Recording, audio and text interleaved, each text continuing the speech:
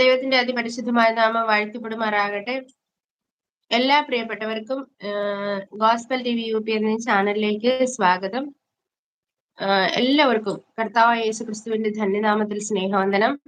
ഇന്ന് നമ്മോടൊപ്പം ആയിരിക്കുന്നത് പാസ്റ്റർ ഷാജി ജോസഫാണ്. ഇന്ന് നമ്മൾ ഒരു പുതിയ സബ്ജക്റ്റുമായിട്ടാണ് വന്നിട്ടുള്ളത്. അദ്ദേഹത്തിന്റെ കഴിഞ്ഞ ആഴ്ച ക്ലാസ് ഉണ്ടായിരുന്നല്ല, നമ്മുടെ എറണാകുളത്ത് മീറ്റിംഗ് ഉണ്ടായിരുന്നതുകൊണ്ട് അപ്പൊ ഈ ആഴ്ച ഒരു പുതിയ ടോപ്പിക്കാണ് നമ്മൾ ആയിട്ടിന്ന് ഷെയർ ചെയ്യുന്നത്. സ്വർഗത്തിൽ പാടുന്ന പാട്ട് എന്തുകൊണ്ട് ഭൂമിയിൽ പാടുന്നില്ല എന്നാണ് നമ്മുടെ ഇന്നത്തെ ടോപ്പിക്. ഇന്നത്തെ ഈ ഒരു ക്ലാസ്സിനായിട്ട് പാസ്റ്റർ ഷാജി ജോസഫിനെ ഹാർദവമായി സ്വാഗതം ചെയ്യുന്നു. Thank you sister, thank you. ഒരു വാക്ക് നമുക്ക് ദിവസത്തിൽ പ്രാർത്ഥിക്കാം. ഞങ്ങളുടെ സ്വർഗസ്ഥ പിതാവേ, ഭൂമിയിൽ ഏതാനും ദിവസങ്ങൾ മാത്രം അങ്ങ് ഞങ്ങളെ ഈ മണ്ണുകൊണ്ടുള്ള ഉടുപ്പിൽ അനുവദിച്ചു. ഒരു ബൾബ് പ്രകാശിക്കുന്നത് പോലെ ഞങ്ങൾ പ്രകാശിച്ച് അങ്ങേക്ക് വേണ്ടി ഈ ലോകത്തിന്റെ വെളിച്ചമായി തീർന്നുകൊണ്ട്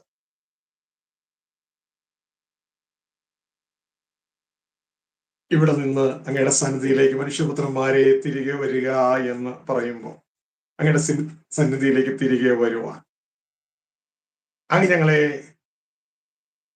ബലപ്പെടുത്തുന്നതിനായി നന്ദിയോടെ സ്തോത്രം. നല്ല പിതാവേ, ബലഹീനതയിൽ തികഞ്ഞു വരുന്ന അങ്ങയുടെ ശക്തി അങ്ങയുടെ പുത്രനായ ക്രിസ്തുവെ ഞങ്ങൾക്ക് ലഭ്യമാകിയാൽ ഞങ്ങൾ നന്ദിയോടെ സ്തോത്രം ചെയ്യും. എന്നെ ശക്തനാക്കുന്നവൻ മുഖാന്തരം ഞാൻ സകലത്തിലും മതിയായത് എന്നങ്ങളുടെ വചനപ്രകാരം. അപ്പൊ അങ്ങയുടെ സന്ദേശം അറിയിപ്പാൻ അങ്ങ് ബലപ്പെടുത്തിയാട്ടെ. അതിനായി ഉപയോഗിക്കുന്ന ഈ ചാനലിനായ സ്തോത്രം. പ്രിയമകനെയും മകളെയും ചേർന്ന് പ്രവർത്തിക്കുന്ന എല്ലാവരെയും അനുഗ്രഹിച്ചാട്ടെ. കേൾക്കുന്ന മക്കളെ, അങ്ങയുടെ ഹൃദയത്തിലെ അവരെ കുറിച്ചുള്ള ഭാവി അറിയുവാൻ തക്കവണ്ണം ഹൃദയങ്ങളെ തുറന്നു കൊടുക്കണമേ. ഞാൻ ക്രിസ്തുവിൽ അങ്ങയുടെ ശരീരമല്ലോ ക്രിസ്തുവിന്റെ അവയവമല്ലോ ഉപയോഗിച്ചാട്ടെ ഇഷ്ടമുള്ള രീതിയിൽ. യേശു ക്രിസ്തുവിൻ നാമത്തിൽ പിതാവേ, ആമേൻ, ആമേൻ, ആമേൻ. പ്രിയ സഹോദരങ്ങളെ, ചില ആഴ്ചകൾക്ക് ശേഷമാണ്. സൗണ്ട് കുറവായിട്ട് തോന്നുന്നുണ്ടോ? ഇല്ലല്ലോ. ഇല്ല, എനിക്ക് തോന്നുന്നില്ല. പ്രിയ സഹോദരങ്ങളെ, 2026 ആദ്യത്തെ ക്ലാസ് ആണ് ഇതെന്ന് ഞാൻ ചിന്തിക്കുന്നു. കാരണം തുടർച്ചയായ മീറ്റിങ്ങുകളായിരുന്നു ഇയർ എൻഡിങ് ടൈം മുതൽ ഇപ്പോൾ നന്നായിട്ട് ഡ്രെയിനായി. അതുകൊണ്ട് ഇന്നത്തെ മീറ്റിംഗ് നടക്കുമെന്ന് ഞാൻ ചിന്തിച്ചില്ല. പലപ്പോഴും ഇത് വിളിച്ച് ക്യാൻസൽ ചെയ്യണമെന്ന് ചിന്തിച്ചു. രാവിലെ മുതൽ ഈ സമയം വരെ കിടപ്പായിരുന്നു. ഇപ്പോൾ അല്പം ചൂടുവെള്ളത്തിൽ കുളിച്ച് എഴുന്നേറ്റു. തൊണ്ടെന്ന് അത്ര ക്ലിയർ അല്ല എങ്കിലും ദൈവം തന്റെ ചിന്തകളെ അറിയിപ്പാൻ ബലം തരും. പ്രിയ സഹോദരങ്ങളെ, ഇന്ന് നാം മനസ്സിലാക്കുന്ന വിഷയവും ഗഹനമായ വിഷയമാണ്. അപ്പൊ അതുമായി ബന്ധത്തിലുള്ള ഒരു സ്പിരിച്വൽ ഫൈറ്റ് ആണ് ഇതെന്ന് ഞാൻ മനസ്സിലാക്കുന്നു. ഇന്നത്തെ നമ്മുടെ സന്ദേശം എന്തുകൊണ്ട് സ്വർഗത്തിൽ പാടുന്ന ഈ പാട്ട് ഭൂമിയിൽ പാടുന്നില്ല, ഇതാണ് ടൈറ്റിൽ. വിശുദ്ധ ബൈബിൾ ഓരോ ക്രിസ്ത്യാനിയുടെയും വിശ്വാസത്തിന്റെ അടിസ്ഥാനമായ വചനങ്ങൾ രേഖപ്പെടുത്തിയിരിക്കുന്ന പുസ്തകമാണ്.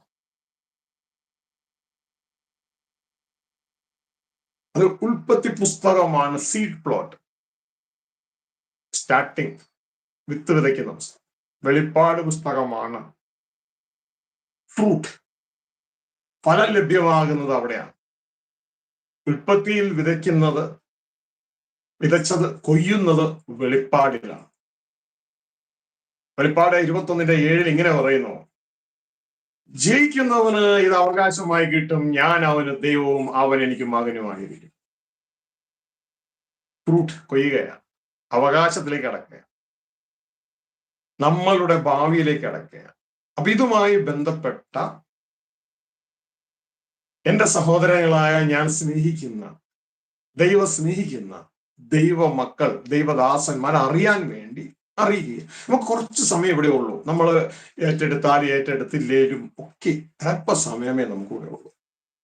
ഒരു ബൾബ് ഫ്യൂസായി പോകുന്നത് പോലെ നമ്മുടെ ജീവിതം ഇവിടെ നിന്ന് പെട്ടെന്ന് ഫ്യൂസായി.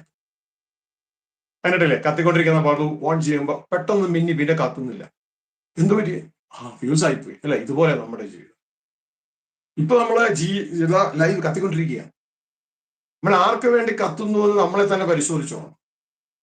നാം നമുക്ക് വേണ്ടി കത്തിയാൽ നാം നഷ്ടപ്പെടും. നാം ക്രിസ്തുവിന് വേണ്ടി കത്തണം. ക്രിസ്തു എങ്ങനെ പിതാവിന് വേണ്ടി ജീവിച്ചു, അതേപോലെ നാം ക്രിസ്തുവിന് വേണ്ടി ജീവിക്കാൻ വേണ്ടിയാകണം. പ്രിയ സഹോദരങ്ങളെ, ഇതാ കാര്യത്തിലേക്ക് കടക്കട്ടെ. എന്തുകൊണ്ട് സ്വർഗത്തിൽ പാടുന്ന ഈ പാട്ട് ഭൂമിയിൽ പാടുന്നില്ല?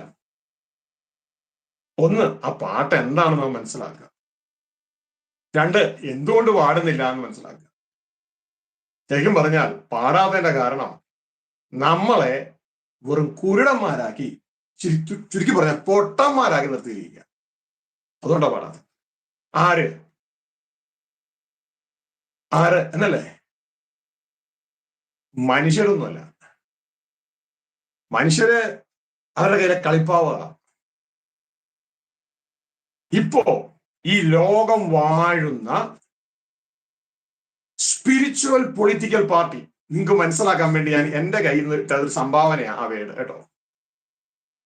ഇപ്പോ ഈ ലോകം വാഴുന്ന സ്പിരിച്വൽ പൊളിറ്റിക്കൽ പാർട്ടി നമ്മളെ വെറും കുരുടന്മാരാക്കിയിട്ടിരിക്കുക. അതായത് എന്തിനാണ് ജീവിക്കുന്നത് എന്ന് നമുക്ക് അറിഞ്ഞുകൂടാ. നമ്മുടെ കയ്യിലെ പേന എന്തിനാന്ന് നമുക്കറിയാം അല്ലെ? എഴുതാനാണ് അല്ലെ? വാച്ച് എന്തിനാന്നറിയാം അല്ലെ? ടൈം നോക്കാനാണ് അല്ലെ? ഈ വെച്ചിരിക്കുന്ന കണ്ണാട എന്തിനാന്നറിയാം അല്ലെ? മര്യാദയ്ക്ക് കാണാൻ വേണ്ടിയാണ് അല്ലെ? മൂക്ക് എന്തിനാന്നറിയാം അല്ലെ? ശ്വസിക്കാൻ വേണ്ടിയാണ്. കണ്ണെന്തിനാന്നറിയാം അല്ലെ? കാണാൻ വേണ്ടിയാണ്. ചെവി എന്തിനാന്നറിയാം അല്ലെ? കേൾക്കാൻ വേണ്ടിയാണ്. ഈ ചെവിയും മൂക്കും കണ്ണും ചുണ്ടും കയ്യും കാലും എല്ലാം കൂടി ചേർന്ന മോനെ നീ എന്തിനാ?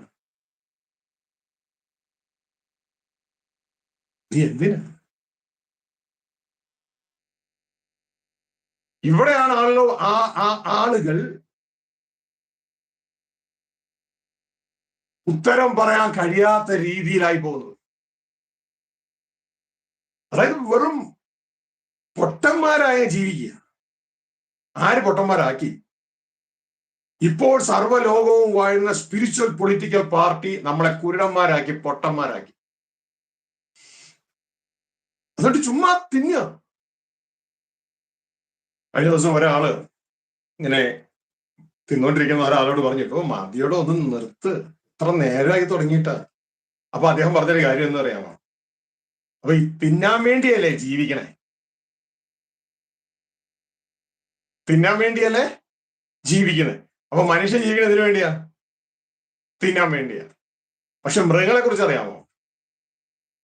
അവർ ജീവിക്കാൻ വേണ്ടി തിന്നുന്നു.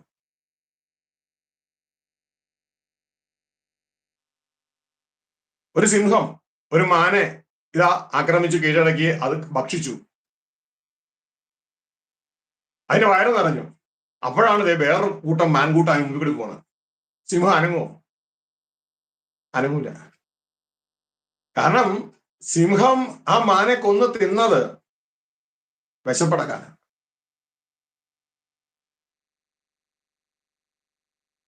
അപ്പൊ മൃഗങ്ങൾ വിശപ്പടക്കാൻ വേണ്ടി തിന്നുന്നു. പക്ഷെ മനുഷ്യരിൽ നല്ലൊരു പങ്കും തിന്നാൻ വേണ്ടി ജീവിക്കുന്നു. പക്ഷെ ദൈവപുത്രന്മാർ അങ്ങനെയല്ല. ടോട്ടലി വ്യത്യാസമാണ്. ദൈവപുത്രന്മാർ ദൈവ ഇഷ്ടം ചെയ്യാൻ വേണ്ടി ജീവിക്കുന്നു, യേശുവിനെ പോലെ. മക്കളെ, നമ്മളിതിൽ ഏത് കാറ്റഗറി പെടുന്നു? നമ്മളെ തന്നെ ഒന്ന് പരിശോധിക്കുക. ഏത് കാറ്റഗറി പെടുന്നു? യേശു ക്രിസ്തു പറയുക, ഞാൻ വന്നത് എന്റെ ഇഷ്ടം ചെയ്യാനല്ല, എന്നെ അയച്ച എന്റെ പിതാവിന്റെ ഇഷ്ടം ചെയ്യാനാണ് ഞാൻ വന്നേക്കണേ. എന്റെ പിതാവിന്റെ ഇഷ്ടം ചെയ്ത് എന്റെ പിതാവിന്റെ പ്രവൃത്തി തികയ്ക്കുന്നതാണ് എന്റെ ആഹാരം. നമ്മൾ ആരെ പോലെ ഇതിലെ? തിന്നാൻ വേണ്ടി ജീവിക്കുന്ന മനുഷ്യനെ പോലെയോ, ജീവിക്കാൻ വേണ്ടി തിന്നുന്ന മൃഗത്തെ പോലെയോ, അതോ ദൈവ ഇഷ്ടം ചെയ്യാൻ ജീവിക്കുന്ന ക്രിസ്തുവെ പോലെ? നമ്മളെ തന്നെ ഒന്ന് വിരിക്കുക. എന്റെ പ്രിയ കുഞ്ഞുങ്ങളെ, ദേവദാസന്മാരെ, സഭയോടെ മനസ്സിലാക്കുക. എന്തുകൊണ്ടാണ് സ്വർഗത്തിൽ പാടുന്ന ഈ പാട്ട് ഭൂമിയിൽ പാടുന്നില്ല എന്നുള്ളതിന്റെ ആദ്യ ഭാഗം എന്താണ്? വചനഭാഗം നമുക്കൊന്ന് വായിക്കാം. എന്നിട്ട് നമ്മളത് ഭൂമിയിൽ പാടുന്നുണ്ടോ ഇല്ലയോ നമുക്ക് നോക്കാം. ഓക്കെ, ഇത് സ്വർഗത്തിലെ കൊയറ് പാടുന്ന പാട്ടാണ്. ഈ പാട്ട് ഒരു പുതിയ പാട്ടിന്റെ രൂപത്തിൽ, നേരത്തെ മുതൽ പ്രസംഗം ഉണ്ടെങ്കിലും പുതിയ പാട്ടിന്റെ രൂപത്തിൽ ഈ ഡിസംബർ കഴിഞ്ഞ 2025 ഡിസംബർ 25 അല്ലെങ്കിൽ 26 തീയതികളിലാണ് ദൈവം എന്റെ ഹൃദയത്തിൽ തന്നെ.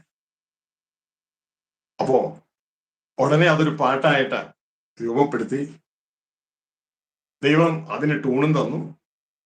ആ ട്യൂണും ആയി ഞങ്ങളുടെ കൊയർ ഗ്രൂപ്പിലേക്ക് കൊടുത്തു. അവരത് പെട്ടെന്ന് ഒന്ന് പ്രിപ്പയർ ചെയ്തു. ന്യൂ ഇയറിന്റെ പാട്ടായിട്ട് 1-ാം തീയതി അത് റിലീസ് ചെയ്തു. അത് ഓൾറെഡി യൂട്യൂബിലുണ്ട്. അതിന്റെ ലിങ്ക് ഞാൻ താഴെ സജു പറഞ്ഞ് അയച്ചു കൊടുക്കാം. നിങ്ങൾക്ക് അതിന്റെ ലിങ്കും കൂടെ കിട്ടും. ഓൾറെഡി 50,000 പേര് അതിന് മുകളിൽ കണ്ടു കഴിഞ്ഞു. അപ്പോ അത് നിങ്ങൾ കേൾക്കുന്നത് നന്നായിരിക്കും. അപ്പോ ഈ പാട്ട് എന്താണ്? ഈ പാട്ട് നമ്മുടെ ഭാവിയെ കുറിച്ചുള്ളതാണ്. സ്വർഗത്തിൽ ഇത് പാടുന്നത്, ഭൂമിയിൽ പാടുന്നില്ല.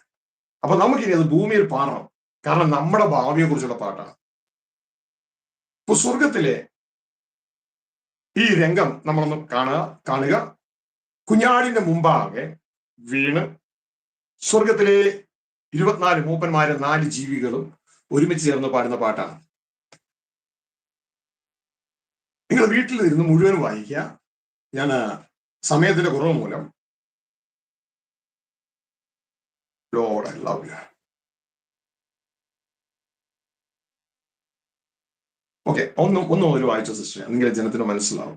വെളിപ്പാട് 5-ന്റെ 1 മുതൽ അതിന്റെ 10 വരെ ഉള്ള പാട്ടാണ് നമ്മൾ വായിക്കേണ്ടത്. അതിന്റെ 9-ഉം 10-ഉം ആണ് പാട്ട്.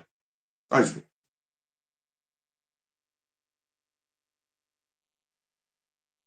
വെളിപ്പാട് 5-ന്റെ 1 മുതൽ 10 വരെ. വെളിപ്പാട് 5 അതെ അതെ അതെ.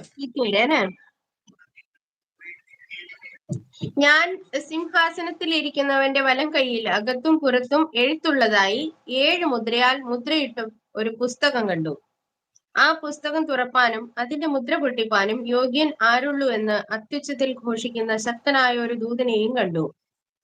പുസ്തകം തുറപ്പാനോ നോക്കുവാനോ സ്വർഗത്തിലും ഭൂമിയിലും ഭൂമിക്ക് കീഴിലും ആർക്കും കഴിഞ്ഞില്ല. പുസ്തകം തുറന്ന് വായിപ്പാനെങ്കിലും അത് നോക്കുവാനെങ്കിലും യോഗ്യനായി ആരെയും കാണായതുകൊണ്ട് ഞാൻ ഏറ്റവും കരഞ്ഞു.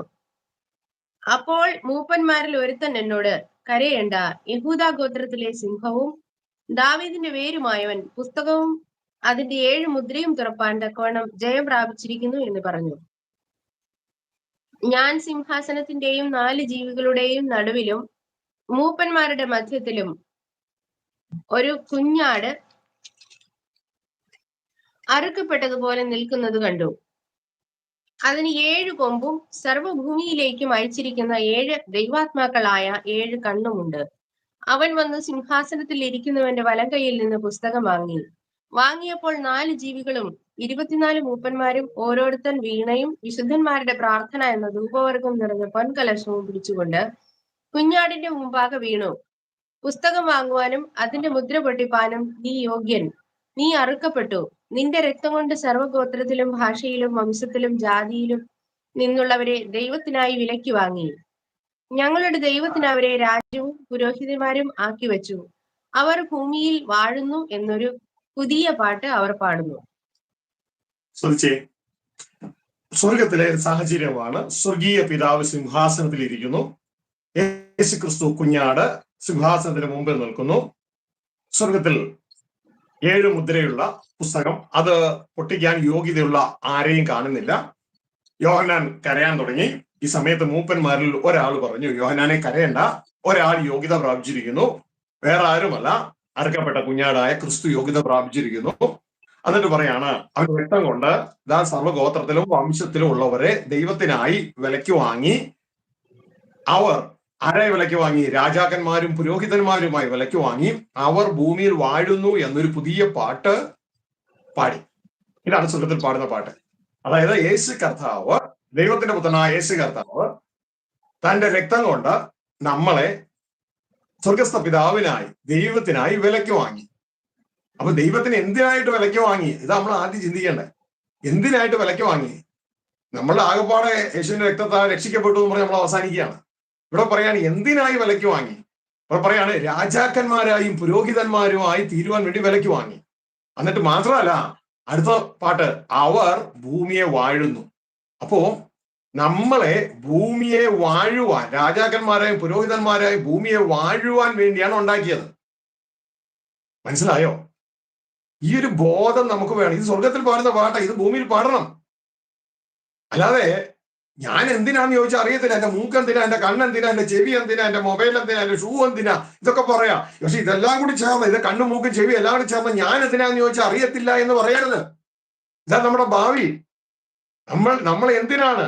ദൈവത്തിനായി ക്രിസ്തു വിലയ്ക്ക് വാങ്ങി, ദൈവത്തിന്റെ മക്കളായി, ഭൂമിയുടെ രാജാക്കന്മാരായി നമ്മളായി തീരാൻ, രാജകീയ പുരോഹിത വർഗമായി നമ്മളെ വിലയ്ക്ക് വാങ്ങിയിരിക്കുകയാണ്. അപ്പൊ ഇതിനു വേണ്ടിയാണ് നമ്മളെ സൃഷ്ടിച്ചത്, അല്ലാണ്ട് രക്ഷിക്കാൻ വേണ്ടിയല്ല നമ്മളെ സൃഷ്ടിച്ചത്. ആരെങ്കിലും രക്ഷിക്കാൻ വേണ്ടി എന്തെങ്കിലും ഉണ്ടാക്കുമോ? രക്ഷ വേണ്ടി വന്നത് ചില കുടുക്കിൽ വീണുപോയത് കൊണ്ടാണ്. നമ്മളെ ദൈവം ഉണ്ടാക്കിയത് ഈ ഭൂമിയെ വാഴാൻ വേണ്ടിയാണ്. പക്ഷെ ഇന്ന് പറ്റുന്നില്ല. ഇന്ന് നമ്മുടെ മരണം വാഴുകയാ. ഇതാണ് ഉൽപ്പത്തി 1:26 മനുഷ്യനെ ഉണ്ടാക്കുന്നതിന് മുമ്പ് തന്നെ ദൈവം പറയുകയാണ്, നമുക്ക് നമ്മുടെ സാദൃശ്യത്തിൽ, സ്വരൂപത്തിൽ മനുഷ്യരെ ഉണ്ടാക്കാം. എന്തിനാണ്? അവർ നമ്മെ ആരാധിക്കട്ടെ എന്നല്ല പറഞ്ഞേ. എല്ലാ സൃഷ്ടികളും ദൈവത്തെ ആരാധിക്കണം. പക്ഷെ ദൈവം നമ്മളെ ഉണ്ടാക്കിയത് അവിടെ പറയാണ്, അവർ ഭൂമിയെ വാഴട്ടെ. അപ്പൊ ഇത് ദൈവമക്കൾ മറന്നു പോകരുത്. നമ്മൾ വെറും വിട്ടികളാകരുത്. വായിച്ച ഉൽപ്പത്തി 1:26 മനുഷ്യനെ ഉണ്ടാക്കുന്നതിന് മുമ്പ് ദൈവം പറയുകയാണ്. വായിക്കുക. ഒന്നുകൂടെ പറഞ്ഞു പാസ്റ്റർ. ഉൽപ്പത്തി 1:26.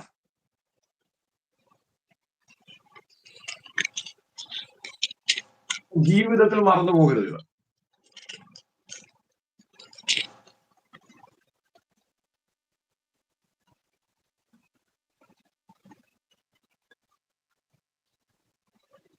ഇത് 26 24? അതെ അതെ, ഉൽപ്പത്തി 1:26. ഞാൻ പറയുന്ന അത് കേൾക്കുന്നില്ല. ഇവിടെ ജനറേറ്റർ അടിച്ചേക്കുന്ന സൗണ്ട് ഇങ്ങനെ ഭയങ്കരമായിട്ട് കേൾക്കുന്നുണ്ട്. അതാ ഞാൻ നാം നമ്മുടെ സ്വരൂപത്തിൽ നമ്മുടെ സാദൃശ്യപ്രകാരം മനുഷ്യനെ ഉണ്ടാക്കുക. അവർ സമുദ്രത്തിലുള്ള മത്സ്യത്തിന്മേലും ആകാശത്തിലുള്ള പർവ്വജാതിയിന്മേലും മൃഗങ്ങളിന്മേലും സർവ്വഭൂമിയിന്മേലും ഭൂമിയിൽ ഇഴയുന്ന എല്ലാ ഇഴജാതിയിന്മേലും വാഴട്ടെ എന്ന് കൽപ്പിച്ചു. അപ്പോ മനുഷ്യനെ ഉണ്ടാക്കിയിട്ടില്ല, ഉണ്ടാക്കാൻ പോകുന്നതേ ഉള്ളൂ.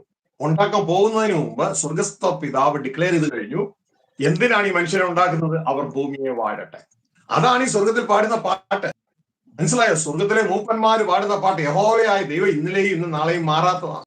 ദൈവത്തിന്റെ പുത്രനായ ക്രിസ്തു ഇന്നലെയും ഇന്നും നാളെ അന്യനാണ്. യാതൊരു മാറ്റവുമില്ല. ഹല്ലേലൂയ. അപ്പൊ ഇവിടെ മനസ്സിലാക്കേണ്ട ഒരു കാര്യം എന്ന് പറയുന്നത്, ഇവിടെ വെളിപ്പാട് 5:9-10 നമ്മൾ ആ പാട്ട് ഇങ്ങനെയാണ്: പുസ്തകം വാങ്ങുവാനും അതിന്റെ മുദ്ര പൊട്ടിപ്പാനും നീ യോഗ്യൻ, അതായത് ക്രിസ്തു യോഗ്യൻ. നീ അറുക്കപ്പെട്ടു, നിന്റെ രക്തം കൊണ്ട് സർവ്വഗോത്രത്തിലും ഭാഷയിലും വംശത്തിലും ജാതിയിൽ നിന്നുള്ളവരെ ദൈവത്തിനായി വിലയ്ക്ക് വാങ്ങി. അപ്പോ ഈ കാര്യം നമ്മൾ ഓർക്കണം. ക്രിസ്തു നമ്മളെ വിലയ്ക്ക് വാങ്ങി, ദൈവത്തിനായി വിലയ്ക്ക് വാങ്ങി. അവസാനം നമ്മളെ ദൈവത്തിനോട് കൊടുക്കണം. നമ്മളെ രാജാക്കന്മാരും പുരോഹിതന്മാരുമാക്കി, രാജകീയ പുരോഹിത വർഗമാക്കി, നമ്മളെ ദൈവത്തിന്റെ കിങ്ഡമാക്കി പിതാവിനെ ഏൽപ്പിക്കണം. അത് ഒടുക്കമാണ്. ഒടുക്കം കിങ്ഡം ക്രിസ്തു പിതാവിനെ ഏൽപ്പിക്കും. എന്നിട്ട് ദൈവം സകലത്തിൽ സകലതുമാകേണ്ടതിൽ പുത്രൻ താൻ പിതാവിന് കീഴടങ്ങിയിരിക്കുക. ഇതാണ് അതിന്റെ ഒടുക്കം വരേണ്ടത്. പക്ഷേ ഇപ്പൊ ഇവിടെ പറയാണ്, ദൈവത്തിനായി വിലയ്ക്ക് വാങ്ങി ഞങ്ങളുടെ ദൈവത്തിന് അവരെ രാജാവും പുരോഹിതന്മാരും, രാജാക്കന്മാരും പുരോഹിതന്മാരും ആക്കി വെച്ചു. അവർ ഭൂമിയിൽ വാഴുന്നു എന്നൊരു പുതിയ പാട്ട് അവർ പാടുന്നു. അപ്പൊ പുതിയ പാട്ട് സ്വർഗത്തിൽ പാടുകയാണ്. അപ്പോ ഇതെന്താ പാട്ട്? നമ്മുടെ ഭാവിയാണ് അവർ പാടുന്നത്. നമ്മളിവിടെ നമ്മുടെ ഭാവി, നമ്മൾ ചിന്തിക്കുന്ന ഭാവി എന്താ? രക്ഷിക്കപ്പെട്ടു, നല്ല കാർ, നല്ല വീട്, നല്ല കല്യാണം കഴിച്ചു, നല്ല മക്കളെയും കിട്ടി, ഒക്കെ നല്ല ജോലിയും കിട്ടി, ഒക്കെ വേണ്ടതാ. എന്നിട്ട് കുറച്ച് കഴിഞ്ഞപ്പോൾ പെട്ടെന്ന് പല ഏതോ അസുഖവും ഷുഗർ, പ്രഷർ, കൊളസ്ട്രോൾ, മറ്റുള്ള വിഷയങ്ങളൊക്കെ വന്ന് കുറച്ച് ആൾ കഴിഞ്ഞപ്പോൾ ജോലിയിൽ പറഞ്ഞു വിട്ടു. 55, 56, 58, 60 പറഞ്ഞു വിട്ടു. കുറച്ച് ദിവസം വീട്ടില് എല്ലാവർക്കും അങ്ങോട്ട് തട്ടിക്കളിക്കാൻ ഒരാളായി. അങ്ങോട്ട് തട്ടി ഇങ്ങോട്ട് തട്ടി അവസാന സെമിത്തേരിയിലേക്ക് തട്ടി. ഫിനിഷ്. ഇതാണ് നമ്മുടെ ഭാവി. ഇതല്ല നമ്മുടെ ഭാവി. ഇത് നമ്മുടെ പരീക്ഷാ സമയം. നമ്മൾ എത്രത്തോളം സ്കോർ ചെയ്ത് അറിയേണ്ട ടൈം. നമ്മുടെ യഥാർത്ഥ ഭാവി എന്ന് പറയുന്നത് ഈ സ്വർഗത്തിൽ പാടുന്ന ഈ പാട്ടാണ്. സ്വർഗത്തിൽ പാടുന്ന ഈ പാട്ടാണ് നമ്മുടെ യഥാർത്ഥ ഭാവി. അപ്പൊ ഇത് മനസ്സിലാക്കി നാമും ഇത് ജീവിതത്തിൽ പാടണം.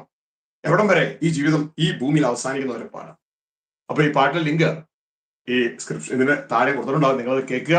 എല്ലാവരും ഒരുമിച്ച് പാടുന്ന പാട്ട്. ഞാനൊരു പാട്ടുകാരനൊന്നും അല്ലെങ്കിലും അതിന്റെ ആദ്യത്തെ 2 സ്റ്റാൻസ് ജസ്റ്റ് ഒന്ന് പാടാം. ഓക്കെ, എന്റെ തൊണ്ട ഓൾറെഡി ഇറങ്ങിയിരിക്കുകയാണ്. അപ്പോ ഞാൻ ഈ പാട്ട് നിങ്ങൾക്ക് പാടുമ്പോ കുറെ ഒരു ഐഡിയ നിങ്ങൾക്ക് കിട്ടും.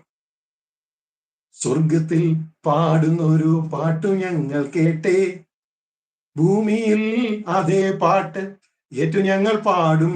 സ്വർഗത്തിൽ പാടുന്നൊരു പാട്ടു ഞങ്ങൾ കേട്ടേ, ഭൂമിയിൽ അതേ പാട്ട് ഏറ്റു ഞങ്ങൾ പാടും. സ്വർഗപിതാവിനായി ക്രിസ്തു വിലയ്ക്ക് വാങ്ങിയേ, ആക്കിയേ ഞങ്ങളെ രാജാപുരോഹിതരായി, വാഴുന്നു മക്കൾ നാം ഭൂമി ദൈവത്തിനായി. മക്കളായ നാം ദൈവത്തിനു വേണ്ടി ഭൂമിയെ വാഴുന്നു. അതിനുവേണ്ടി എന്ത് ചെയ്യണം? പോകാം, നമുക്ക് പോകാം, ക്രിസ്തുവിൻ പിന്നാലെ പോകാം. പോകാം, നമുക്ക് പോകാം, നാം സ്വർഗ വീട്ടിൽ പോകാം. സ്വർഗവിളിക്കോഹരിക്കാര നമുക്ക് പോയിടാം, കാത്തിരിക്കുന്നപ്പനെ കാണുവാനൊരുങ്ങിടാം. അതിനുവേണ്ടി എന്ത് ചെയ്യണം? യേശുക്രിസ്തു 4 സുവിശേഷങ്ങൾ 25 പ്രാവശ്യത്തിലധികം പറഞ്ഞു എന്നെ അനുഗമിക്കാൻ. പലപ്പോഴും നമ്മളുടെ ഇടയിൽ വളരെ റെയറായിട്ട് മാത്രം കേൾക്കുന്ന ഒരു കാര്യം. യേശുവിനെ സ്തുതിക്കാൻ കേൾക്കും, പക്ഷെ യേശുവിനെ അനുഗമിക്കുന്നത് കേൾക്കത്തില്ല. അപ്പോ അങ്ങനെ യേശുവിന്റെ പിന്നാലെ പോയാൽ യേശുക്രിസ്തു പറയുന്നു, വഴിയും സത്യവും ജീവനും ഞാനാവുന്നു, എന്നിലൂടെ എല്ലാവരും പിതാവിന്റെ അടുക്കൽ എത്തുന്നില്ല. അപ്പൊ കാത്തിരിക്കുന്ന ഒരു അപ്പൻ നമുക്കുണ്ട്. ദൂതന്റെ കഥയില് നമുക്ക് ആ അപ്പനെ കാണാം. കാത്തിരിക്കുന്ന അപ്പൻ അല്ലേ? ആ മകൻ നടന്നു വരുന്നു അപ്പന്റെ അടുക്കലേക്ക്. പക്ഷെ ദൂരെ നിന്ന് ഈ മകനെ കണ്ട അപ്പൻ ആ മകന്റെ അടുക്കലേക്ക് ഓടി ചെല്ലുന്നു. മകളെ, ഞാൻ ചോദിച്ചോട്ടെ, ഒരു സ്നേഹത്തിന്റെ കോമ്പറ്റീഷൻ വെച്ചാലോ? നമുക്ക് പല പല കോമ്പറ്റീഷനും ഇല്ല നമ്മുടെ സ്കൂളിലും കോളേജിലും ഒക്കെ അല്ലെ? ഒരു സ്നേഹത്തിന്റെ കോമ്പറ്റീഷൻ വെച്ചാൽ ആരായിരിക്കും ജയിക്കുക? നടന്നു ചെല്ലുന്ന ആൾക്കാണോ കൂടുതൽ സ്നേഹം? അത് ഓടിച്ചെന്ന് കെട്ടിപ്പിടിക്കുന്ന ആൾക്കാണോ കൂടുതൽ സ്നേഹം? നിങ്ങൾ തന്നെ വിധിച്ചോ കേട്ടോ. കാത്തിരിക്കുന്ന ഒരു അപ്പനുണ്ട് നമുക്ക്. അപ്പോ എന്റെ പ്രിയ സഹോദരങ്ങളെ, ഇവിടെ എന്തുകൊണ്ട് സ്വർഗത്തിൽ പാടുന്ന ഈ പാട്ട് ഭൂമിയിൽ പാടുന്നില്ല എന്ന് പറഞ്ഞാൽ, നിങ്ങൾക്ക് ഈ ഭൂമിയിലെ പൊളിറ്റിക്കൽ പാർട്ടികളെ കുറിച്ച് അറിയാം അല്ലെ? ഭൗതിക പൊളിറ്റിക്കൽ പാർട്ടികൾ. ഇതേപോലെ ആത്മമണ്ഡലത്തിലും പൊളിറ്റിക്കൽ പാർട്ടികളുണ്ട്. ഇത് തിരിച്ചറിയണം. ഈ ആത്മമണ്ഡലം, ഭൂമിക്ക് മുകളിലുള്ള ആത്മമണ്ഡലം, അതിന്റെ പേരാണ് ലോകം. Kingdom of devil. ലോകം. ഇന്ന് ഭൂമിക്ക് മുകളിൽ വാഴുന്നത് പിശാച. നമ്മുടെ ശത്രുവാണ് വാഴുന്നത്. നമ്മുടെ ശത്രുവാണ് വാഴുന്നത്. ഇത് തിരിച്ചറിയണം. നിങ്ങൾക്കറിയാമോ, സാധാരണപ്പെട്ട ഒരു സഭകളിലും വായിക്കാത്ത ഒരു വചനം പറയട്ടെ. ഞാൻ ഇതുവരെ കേട്ടില്ല ആരും അത് പറഞ്ഞ് എക്സ്പ്ലെയിൻ ചെയ്യുന്നതായിട്ട്. മത്തായിയുടെ സുവിശേഷം 10-ാം അധ്യായത്തിൽ യേശുക്രിസ്തു പറയാണ്, ഞാൻ ഭൂമിയിൽ സമാധാനം വരുത്തുവാൻ വന്നു എന്ന് നിങ്ങൾ നിരൂപിച്ചുവോ?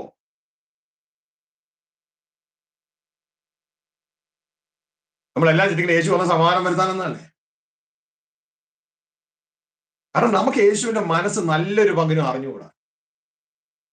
യേശു പറയുന്നു, അല്ല, ഞാൻ സമാധാനമല്ല, വാളത്രയോ വരുത്താൻ വന്നു. വാള്. നമ്മൾ ഇതിന്റെ കോണ്ടക്സ്റ്റിൽ പഠിച്ചാൽ ഇത് മനസ്സിലാവത്തുള്ളൂ.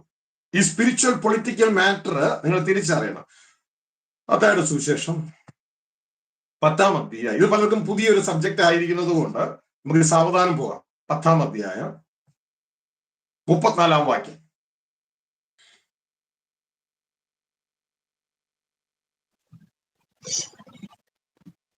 ഞാൻ ഭൂമിയിൽ സമാധാനം വരുത്തുവാൻ വന്നു എന്ന് നിരൂപിക്കരുത്. സമാധാനമല്ല, വാൾ അത്രേ വരുത്തുവാൻ ഞാൻ വന്നത്. ശ്രദ്ധിച്ചേ കേട്ടോ. മനുഷ്യൻ മനുഷ്യനെ അങ്ങോട്ടും ഇങ്ങോട്ടും തെറ്റിക്കുമെന്ന് പറഞ്ഞ അടുത്തത്. ഓക്കെ, മനുഷ്യന്റെ വീട്ടുകാർ തന്നെ അവൻ ശത്രുക്കളാവുന്നു. ഇത് നിങ്ങൾ എവിടെയെങ്കിലും പ്രസംഗിച്ച് കേട്ടിട്ടുണ്ടെങ്കിൽ അതിന്റെ എക്സ്പ്ലനേഷൻ എനിക്കൊന്ന് മനസ്സിലാക്കിയ കൊള്ളാമായിരുന്നു. ശരിക്കും മനസ്സിലാക്കി, ഇത് യേശു ക്രിസ്തുവിന്റെ അസൈൻമെന്റുമായുള്ള ബന്ധത്തിന്റെ കാര്യമാണ്. ഞാൻ ഭൂമിയിൽ സമാധാനം വരുത്താൻ വന്നു നിരൂപിക്കുക. സമാധാനം അല്ല, വാളത്രയും വരുത്താൻ വന്നേക്കണേ.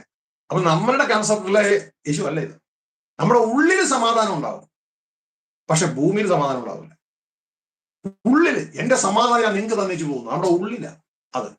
പക്ഷേ യേശു ക്രിസ്തുവിൽ ഭയഭക്തിയോടെ ജീവിക്കാൻ മക്കളെ നമ്മൾ ആഗ്രഹിച്ചാൽ, ദൈവത്തിന്റെ വചനം പറയും, ദുഷ്ട മനുഷ്യരും അതായത് പിശാചിന്റെ ആളുകളും അവൻ്റെതായ മായാവികളും നമുക്ക് എതിരെ കയറി വരും. അപ്പൊ ശ്രദ്ധയോടെ ആയിരിക്കണം. ഒരു കാഷ്വൽ ജീവിതം നയിക്കാനാണെങ്കിൽ ഇങ്ങനത്തെ വിഷയമൊന്നുമില്ല. പക്ഷേ ക്രിസ്തയേശുവിൽ ഭയഭക്തിയോടെ ജീവിക്കാൻ ആഗ്രഹിച്ചാൽ ഈ വിഷയങ്ങൾ ഉണ്ടാകും. അപ്പൊ ഇവിടെ ഇതാ, എന്തുകൊണ്ടാണ് സ്വർഗത്തിൽ പാടുന്ന ഈ പാട്ട് ഭൂമിയിൽ പാടാത്തതെന്ന് ചോദിച്ചാൽ, നമ്മുടെ ഭാവി എന്താണെന്ന് നമ്മൾ അറിയാൻ ഈ ലോകം വാഴുന്ന സ്പിരിച്വൽ പൊളിറ്റിക്കൽ പാർട്ടിയായ പിശാച് ആഗ്രഹിക്കുന്നില്ല. അതുകൊണ്ട് അവൻ നമ്മളെ കുരുടന്മാരാക്കിയിട്ടിരിക്കുന്നു. കുരുടൻ എന്ന് വെച്ചാൽ ദൈവം ഒരുക്കിയത് കാണാൻ പറ്റാത്തതാക്കി നമ്മളെ വെച്ചിരിക്കുന്നു. മനസ്സിലായോ? ഇതുകൊണ്ടാണ് യേശുക്രിസ്തു പറയുന്നത് ഇവിടെ ഉള്ളവർക്ക് കുരുടന്മാരാണ്. പാസ്റ്റർമാരുടെ ഡ്യൂട്ടി എന്നാന്നറിയാമോ? കുരുടന്മാരുടെ കുരുടത്വം മാറ്റാൻ. പക്ഷെ പാസ്റ്ററും കുരുടനായാലോ? എല്ലാവരും കുരുടന്മാരായി. ഇതാണ് യേശുക്രിസ്തു പറയുന്നത്, കുരുടനെ വഴി നടത്തിയാൽ ഇരുവരും കുഴിയിൽ വീഴും. അപ്പൊ നടത്തുന്നവൻ എന്തുണ്ടാകണം? ദൈവം നമുക്കൊരുക്കിയ ഭാവി തിരിച്ചറിയണം. മറ്റേ രീതിയിൽ പറഞ്ഞാൽ ക്രിസ്തുവിന്റെ മനസ്സുണ്ടാകണം. ക്രിസ്തുവിന്റെ മനസ്സില്ലാത്തവൻ അവര് പാസ്റ്ററായി, ഇവര് പാസ്റ്ററായി, അവിടെ ഒരു ചർച്ച തുടങ്ങി, ഇവിടെ ഒരു ചർച്ച തുടങ്ങി, ഞാനും തുടങ്ങിയേക്കാം ഒന്ന് എന്നും പറഞ്ഞു തുടങ്ങിയാൽ ആ ജനത്തിന്റെ കഷ്ടകാലം. ഇത് ക്രിസ്തുവിന്റെ വിളിയാ. ആ വിളിയില്ലാതെ ഇറങ്ങി തിരിക്കരുത്. അവൻ ചിലരെ അപ്പസ്തോലന്മാരായി, പ്രവാചകന്മാരായി, സുവിശേഷകന്മാരായി, ഇടയന്മാരായി, ഉപദേഷ്ടാക്കന്മാരായി നിയമിച്ചു. അല്ലാണ്ട് നമ്മളായിട്ട് ചാടിക്കയറി ചെയ്യുന്ന പരിപാടിയല്ല ഇത്.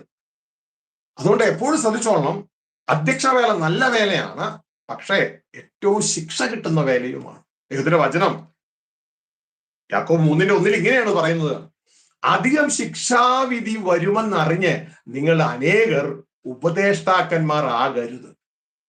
അതായത് ഇന്ന് ഉപദേഷ്ടാവായ പാസ്റ്ററും ചമച്ചങ്ങ് പോയിട്ട് നാളെ ഭയങ്കരമായ നരകത്തിലേക്കാണ് പോണേന്ന് നമ്മളെ വിളിച്ചിട്ടില്ലെങ്കിൽ. അതായത് നമ്മൾ പറയുന്നെങ്കിൽ സത്യം പറയണം. ഈ ഭൂമിയിൽ നമ്മുടെ താല്പര്യമോ സംഘടനകളുടെ താല്പര്യമോ ഒന്നും മിക്സ് ചെയ്യരുത്. കാരണം ഇവിടുത്തെ സംഘടനകളും നമ്മളും ഒക്കെ ഇവിടെ മരണത്തിന് കീഴില, എല്ലാം ഇവിടെ കൊണ്ട് തീരും. പക്ഷെ നമ്മൾ ചെല്ലുന്ന മണ്ഡലം എന്ന് പറയുന്നത് ഒരിക്കലും മരണമില്ലാത്ത മണ്ഡലമാണ്. ഈവൻ തീപ്പൊയ്യാലാണെങ്കിൽ പോലും മരണമില്ല. എപ്പോഴും ശ്രദ്ധിച്ചോണം, എവിടെ ചെന്ന് അവസാനിക്കുന്നേ ഉള്ളൂ. ഒന്നില്ലെങ്കിൽ ദൈവത്തോടു കൂടെ ക്രിസ്തുവിൽ നാം ജീവിക്കും, അല്ല എങ്കിൽ പിശാചിനോടുകൂടെ തീപ്പൊയ്കൾ ജീവിക്കും. രണ്ടിടത്തും മരണമില്ല. ഒരിടത്ത് നിത്യദണ്ഡനം, മറ്റൊരിടത്ത് നിത്യജീവൻ. ഇത് വ്യക്തതയോടെ തിരിച്ചറിഞ്ഞ് നാം പ്രവർത്തിക്കുക. അപ്പോ എന്റെ പ്രിയ സഹോദരങ്ങളെ, ഇവിടെ ചില വാക്യങ്ങൾ നമ്മൾ വായിക്കാൻ പോവുകയാണ്. ഇതാ, സർവ്വലോകവും പിശാചിന് കീഴിൽ കിടക്കുക. ആദ്യം അത് ഉറപ്പിക്കുക. ഇനി അവൻ നമ്മളെ കുരുടന്മാരും സുബോധമില്ലാത്തവരാക്കി എന്നുള്ളത് രണ്ടാമത് ഉറപ്പിക്കുക. അപ്പൊ ചിലപ്പോൾ ഒരുപക്ഷെ നമ്മുടെ സമയം തീരുമായിരിക്കും. അപ്പൊ ആദ്യം നമുക്ക് ചില വചനങ്ങൾ വായിക്കാം. ചിലത് സഹോദരിയും വായിക്കും, അപ്പൊ തന്നെ ചിലത് ഞാനും വായിക്കാം. സഹോദരി ലൂക്കോസ് സുവിശേഷം 4-ാം അധ്യായം 5 മുതലുള്ള വാക്യങ്ങൾ വായിക്കാം. 5 മുതൽ 8 വരെ കേട്ടോ. ലൂക്കോസ് 4:5 മുതൽ 8 വരെ. അപ്പൊ ഞാൻ 1 യോഹന്നാൻ 5:19 ഞാൻ വായിക്കാം. ഓക്കെ, അപ്പൊ നമുക്ക് സമയം ലാഭം ചെയ്യാൻ പറ്റും. 1 യോഹന്നാൻ, ഓ ലോർഡ് ഐ ലവ് യു, അത് ഞാൻ വായിച്ചോളൂ കേട്ടോ, സിസ്റ്റർ എടുക്കണ്ട. ഓക്കെ, 5:19 ഇവിടെ എഴുതിയിരിക്കുകയാണ്, നാം ദൈവത്തിൽ നിന്നുള്ളവർ എന്ന് നാം അറിയുന്നു, സർവ്വലോകവും ദുഷ്ടന്റെ അധീനതയിൽ കിടക്കുന്നു. ശ്രദ്ധിച്ച് മനസ്സിലാക്കണം. സർവ്വലോകവും ദുഷ്ടന്റെ അധീനതയിൽ കിടക്കുന്നു. ഇത് ലോകം എന്ന് പറഞ്ഞാൽ പ്രിയ സഹോദരൻ ശ്രദ്ധിക്കണം, ഭൂമിക്ക് മുകളിലുള്ള സ്പിരിച്വൽ ഭരണസ്ഥലമാണ്. ഇപ്പൊ ഭൂമി ഇന്ത്യ മോദിജിയുടെ ഭരണത്തിന് കീഴിൽ കിടക്കും അല്ലേ? ഭരിക്കുന്ന പാർട്ടി നിങ്ങൾക്ക് അറിയാം. ഇനി US അമേരിക്കയില് റിപ്പബ്ലിക്കൻ പാർട്ടി വാഴുന്നു, ട്രംപ് വാഴുന്നു, ട്രംപിന്റെ ഭരണത്തിന് കീഴിൽ കിടക്കുന്നു. അതൊക്കെ ഭൗതിക ലാൻഡാണ്. എന്നാൽ ഇവരുടെ ചിന്തകളെ നിയന്ത്രിക്കുന്ന, അതായത് ട്രംപിന്റെ ചിന്തകളെയും മോദിജിയുടെ ചിന്തകളെയൊക്കെ നിയന്ത്രിക്കുന്ന ഒരു സ്പിരിച്വൽ കിങ്ഡം ഉണ്ട്. ചിന്തകളെ നിയന്ത്രിക്കുന്ന അതാണ് സ്പിരിച്വൽ കിങ്ഡം. അത് പിശാചിന്റെ മണ്ഡലത്തിൽ കിടക്കുക. സർവ്വലോകവും ദുഷ്ടന്റെ മണ്ഡലത്തിൽ കിടക്കുകയാണ്. ഇതാണ് ദൈവത്തിന്റെ വചനം പറയുന്നത്. മനസ്സിലായോ? സർവ്വലോകവും, ഭൂമി ഫിസിക്കൽ കിങ്ഡമാണ്, സ്പിരിച്വൽ അല്ല. നമ്മൾ ഫിസിക്കൽ കിങ്ഡത്തെ കുറിച്ചും ഫിസിക്കൽ പൊളിറ്റിക്കൽ പാർട്ടിയെ കുറിച്ചും ഒന്നും പറയുന്നില്ല. അതല്ല, അതൊക്കെ തൽക്കാലം 4 വർഷം 5 വർഷവും ഭരിച്ചിട്ട് ഇറങ്ങി കൊടുക്കണം. കുറച്ചാൾ ഇറങ്ങിയില്ലെങ്കിൽ തന്നെ മരണം ഇറക്കിക്കൊണ്ട് പോകല. അതിന് അങ്ങനെയുള്ള ചെറിയ ചെറിയ കാര്യങ്ങൾക്കല്ല നമ്മളെ ദൈവം വിളിച്ചേക്കണേ, വലിയ കാര്യത്തിലേക്ക് വിളിച്ചേക്കണേ. നമ്മൾ വാഴുവാനായിട്ട് പോകുമ്പോൾ നിത്യമായിട്ട് വാഴുന്നവരാണ്. 5 വർഷവും 10 വർഷവുമാണ് അവസാനിക്കുകയല്ല, നിത്യം. അപ്പോ ഇത് നമ്മൾ മനസ്സിലാക്കിക്കൊള്ളണം. ഈ നിത്യമായിട്ട് വാഴാൻ പോകുന്ന ഇതാണ് ദാനിയേൽ 7:18 പറയുന്നത്. അത്യുന്നതന്റെ വിശുദ്ധന്മാർ, മക്കളെ സ്പിരിച്വൽ പൊളിറ്റിക്കൽ മാറ്റർ ആണ്, ശ്രദ്ധയോടെ കേൾക്കുക കേട്ടോ. അത്യുന്നതന്റെ വിശുദ്ധന്മാർ എന്നേക്കും സദാകാലത്തേക്കും രാജ്യത്വമേറ്റ് ഈ ഭൂമിയുടെ ഭരണം ഏറ്റെടുക്കും. മനസ്സിലായോ? ഹല്ലേലൂയ. അത് ഞാൻ തന്നെ വായിക്കാം. അപ്പൊ പെട്ടെന്ന് നിങ്ങൾക്ക് ആ കാര്യം മനസ്സിലാകും. നിങ്ങളെ ദൈവം എന്തിനാണ് വിളിച്ചിരിക്കുന്നതെന്ന്. അല്ലാതെ 2-3 പാട്ടുപാടി സ്തുതിച്ച് അവസാനിച്ച് നമ്മൾ പോവുകയല്ല വേണ്ടത്. നമ്മൾക്കൊരു ഭാവിയുണ്ട്. ആ യാത്രയിൽ എത്ര വേണമെങ്കിലും സ്തുതിച്ചോ. ഓക്കെ, ദാനിയേൽ 7:18 അവിടെ എഴുതിയിരിക്കുകയാണ്. എന്നാൽ അത്യുന്നതനായവന്റെ വിശുദ്ധന്മാർ, അതായത് സ്വർഗസ്ഥ പിതാവിന്റെ വിശുദ്ധന്മാർ രാജ്യത്വം പ്രാപിച്ച്, മനസ്സിലാവുന്നുണ്ടോ? അപ്പൊ അവര് കിങ്ഡം പ്രാപിക്കണം. രാജ്യത്വം, കിങ്ഡം, കിങ് പ്ലസ് ഡൊമീനിയൻ. നീ രാജാവുമായിരിക്കും, നിനക്ക് ഒരു ഡൊമീനിയൻ ഭരണം ഉണ്ടാവും. അപ്പോ രാജ്യത്വം പ്രാപിച്ച് എത്ര നാളത്തേക്കാ? എന്നേക്കും സദാകാലത്തേക്ക്.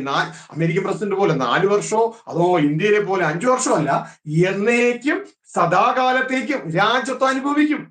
ഇവരൊക്കെ ഈ ഭൂമിയിൽ ഇവിടെയുള്ള പൊളിറ്റിക്കൽ പാർട്ടികൾ, ഇപ്പൊ ഇവിടെയൊക്കെ മനുഷ്യർ വോട്ട് ചെയ്ത് തീരുമാനിക്കുന്ന മന്ത്രിമാരും അങ്ങനെയുള്ള പ്രസിഡന്റുമാരൊക്കെ ഇതങ്ങനെയല്ല, രാജാക്കന്മാരാണ്.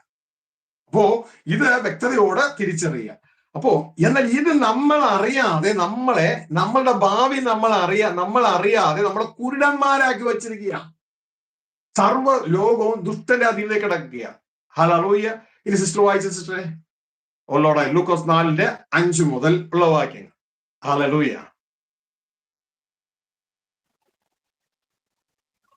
പിന്നെ പിശാച് അവനെ മേലോട്ട് കൂട്ടിക്കൊണ്ടുപോയി ലോകത്തിലെ സകല രാജ്യങ്ങളെയും ക്ഷണനേരത്തിൽ അവന് കാണിച്ചു.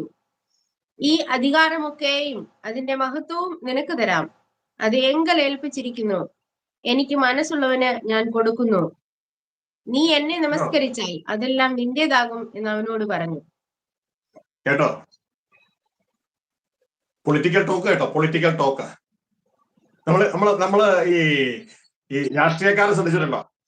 രാഷ്ട്രീയക്കാരെ ശ്രദ്ധിച്ചു, എടാ അയാൾ കാല് മാറിയടാ, എത്രയോ കോടി കൊടുത്തിട്ടാണ് അയാളെ അങ്ങോട്ടേക്ക് വലിച്ചത്. ഈ ഇലക്ഷൻ കഴിയുമ്പോഴൊക്കെ അങ്ങോട്ടും ഇങ്ങോട്ടും ഇങ്ങനത്തെ വരികളുണ്ട്, ഇത്ര കോടി അവിടെ കൊടുത്തു, ഇത്ര മില്യൺ കൊടുത്തു എന്നൊക്കെ പറഞ്ഞ അല്ലേ? കണ്ടോ, ഇവിടെ ഓഫർ ചെയ്യണ നിനക്ക് ഞാൻ ഭരണം തരാം. പിശാച് സാക്ഷാൽ ദൈവത്തിനോട് പറയാം, നിനക്ക് ഞാൻ തരാം ഭരണം. ശ്രദ്ധിച്ചിട്ടുണ്ടോ? It's A spiritual political matter. നമ്മൾ 2-3 പാട്ടിൽ ഒതുക്കിപ്പോയി. അതല്ല മക്കളെ, എത്ര വേണമെങ്കിലും പാട്ടൊക്കെ പാടിക്കോ. കാരണം യേശു കർത്താവ് കാൽവരി ക്രൂശിലെ യാഗം കഴിഞ്ഞിട്ട് പിതാവിന്റെ വലതുഭാഗത്ത് തന്റെ ശത്രുക്കളാകുന്ന പിശാചും കൂട്ടരും തന്റെ പാതവിടാൻ ഇന്നും കാത്തിരിക്കുക. നമ്മൾ തിരിച്ചറിയുന്നുണ്ടോ? ഇന്നും കാത്തിരിക്കുക. എബ്രാഹിം വളരെ വ്യക്തമായിട്ട് പറയാം, ഇന്നും കാത്തിരിക്കുക യേശു. നമ്മളിതൊന്നും അറിയുന്നില്ല. കാരണം നമ്മളെ കുരുടന്മാരാക്കി, പൊട്ടന്മാരാക്കി വെച്ചിരിക്കുക. അങ്ങോട്ടേക്ക് വരാം. അപ്പൊ ഇവിടെ പറയാണ്, പിന്നെ പിശാച് അവനെ മേലോട്ട് കൂട്ടിക്കൊണ്ടുപോയി ലോകത്തിലെ സകല രാജ്യങ്ങളെ ക്ഷണനേരത്തിൽ അതിന് കാണിച്ചു കൊടുത്തു. ഈ അധികാരമൊക്കെ അതിന്റെ മഹത്വം നിനക്ക് തരാം. അതിന്റെ അർത്ഥം എന്ന് പറയുന്നത് ദിസ് ഈസ് മൈൻ, ഇത് എന്റേതാണ്. അത് എങ്ങനെ ഏൽപ്പിച്ചിരിക്കുന്നു. ഇത് എന്റേതാ, ഇത് എന്റെ കയ്യിൽ ഏൽപ്പിച്ചിരിക്കുക. എനിക്ക് മനസ്സുള്ളത് ഞാൻ കൊടുക്കുന്നു, എനിക്ക് ഞാൻ തരാം. പക്ഷെ നീ എന്റെ കീഴിലായിരിക്കണം, നീ എന്റെ കീഴിലായിരിക്കണം. ആത്മമണ്ഡലത്തിലെ സ്പിരിച്വൽ പൊളിറ്റിക്സ് ആയി പറയണേ. ഹല്ലേലൂയ. മനസ്സിലായോ? സർവ്വലോക ആരുടെ കീഴിൽ കിടക്കുക? ദുഷ്ടന്റെ കീഴിൽ കിടക്കുക, പിശാചിന്റെ കീഴിൽ കിടക്കുക. നമുക്കൊരു ഉത്തരവാദിത്വം ഉണ്ട് മക്കളെ. ഇതൊക്കെ നമ്മൾ തിരിച്ചറിയണം. ഇതല്ലേ നമ്മളോട് പറയുന്നത്, എന്റെ പൊന്നു മക്കളെ, നിങ്ങൾ രക്ഷ അനുഭവിച്ചിട്ടുണ്ട്. യേശുവിനെ കർത്താവ് രക്ഷകനായി ഏറ്റു പറഞ്ഞ് സ്നാനപ്പെട്ട് നിങ്ങൾ വന്നിരിക്കുന്ന ഒരു വ്യക്തിയാണെങ്കിൽ ഇനിയും ഭൂമിയിലുള്ളതല്ല, ക്രിസ്തു ദൈവത്തിന്റെ വലതുഭാഗത്തിരിക്കുന്ന ഇടമായ ഉയരത്തിലുള്ളത് തന്നെ അന്വേഷിപ്പീൻ. ഇനിയും ഭൂമിയിലുള്ളതല്ല. അപ്പൊ ഉയരത്തിൽ എന്താ നടക്കണേ? Spiritual political matter. കോട്ടയ്ക്കും വരാം കേട്ടോ. Oh Lord, I love you. Father, we thank you. Thank you, Jesus. Love you, Dad.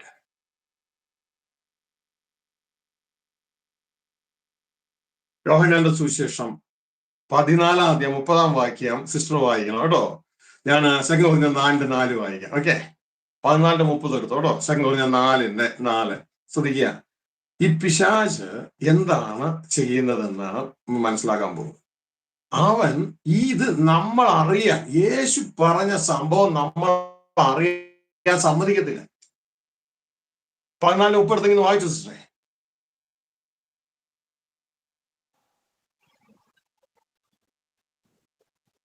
14-ാം അധ്യായം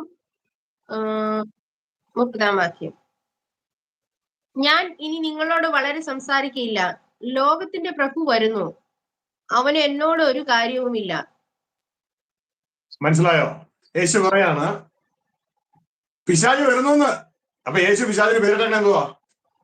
the Prince of this world, ലോകത്തിന്റെ പ്രഭു. മനസ്സിലായോ? നമ്മളാണ് പിശാച് നത്തിങ് എന്നൊക്കെ പറയണ അല്ലേ?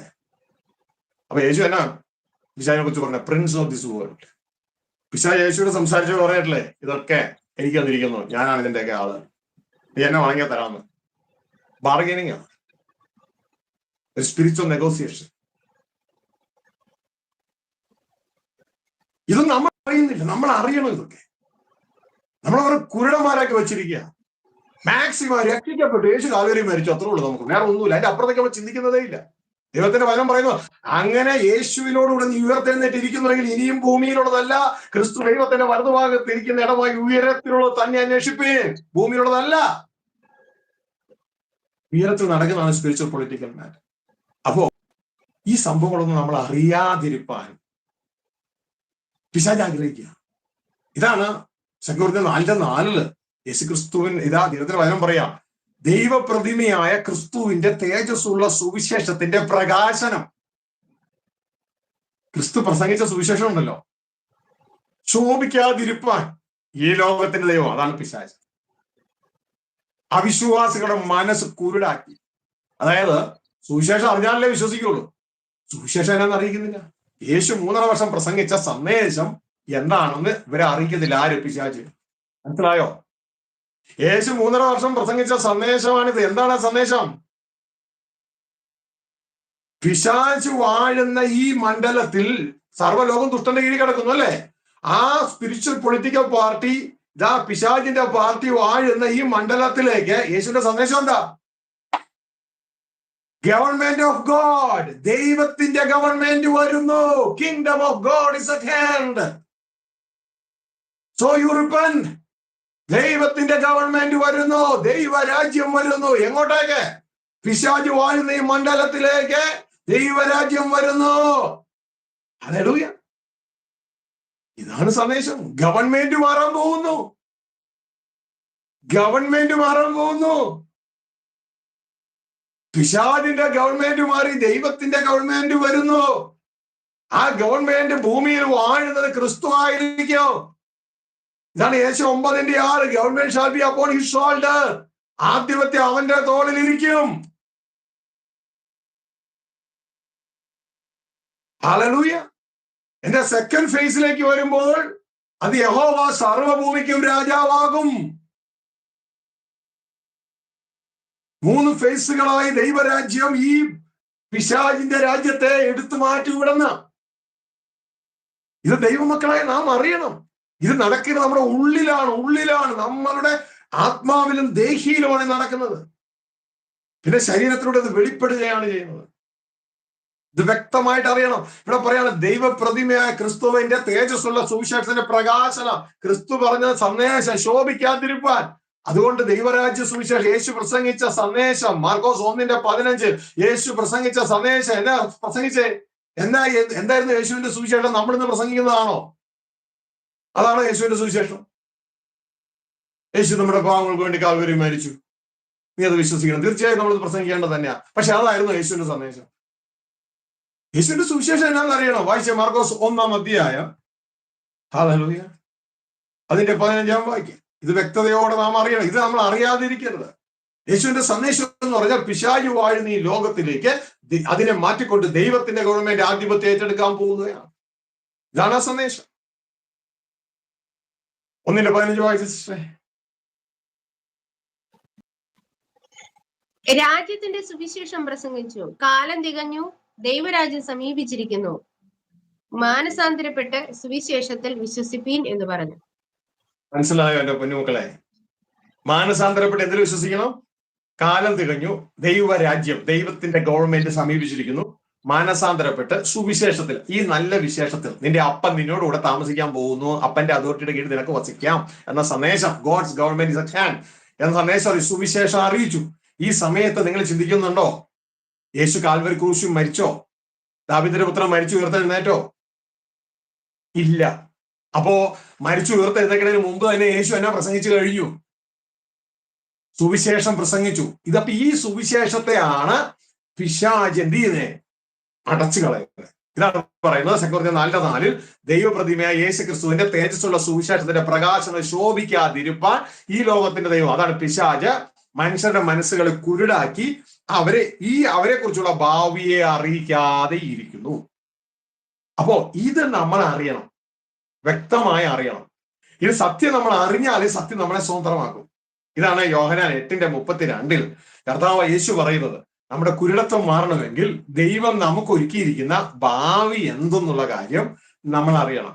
നമ്മളെ ദൈവത്തിന്റെ മക്കളായി, ദൈവത്തിന്റെ അവകാശികളായി, ക്രിസ്തുവിന്റെ കൂട്ടു സഹോദരങ്ങളായി, ക്രിസ്തുവിന്റെ കൂട്ടവകാശികളായി, ക്രിസ്തുവോടുകൂടെ രാജ്യം വാഴുന്നവരായി, രാജാക്കന്മാരായി നമ്മളെ നിയമിച്ചിരിക്കുകയാണ്.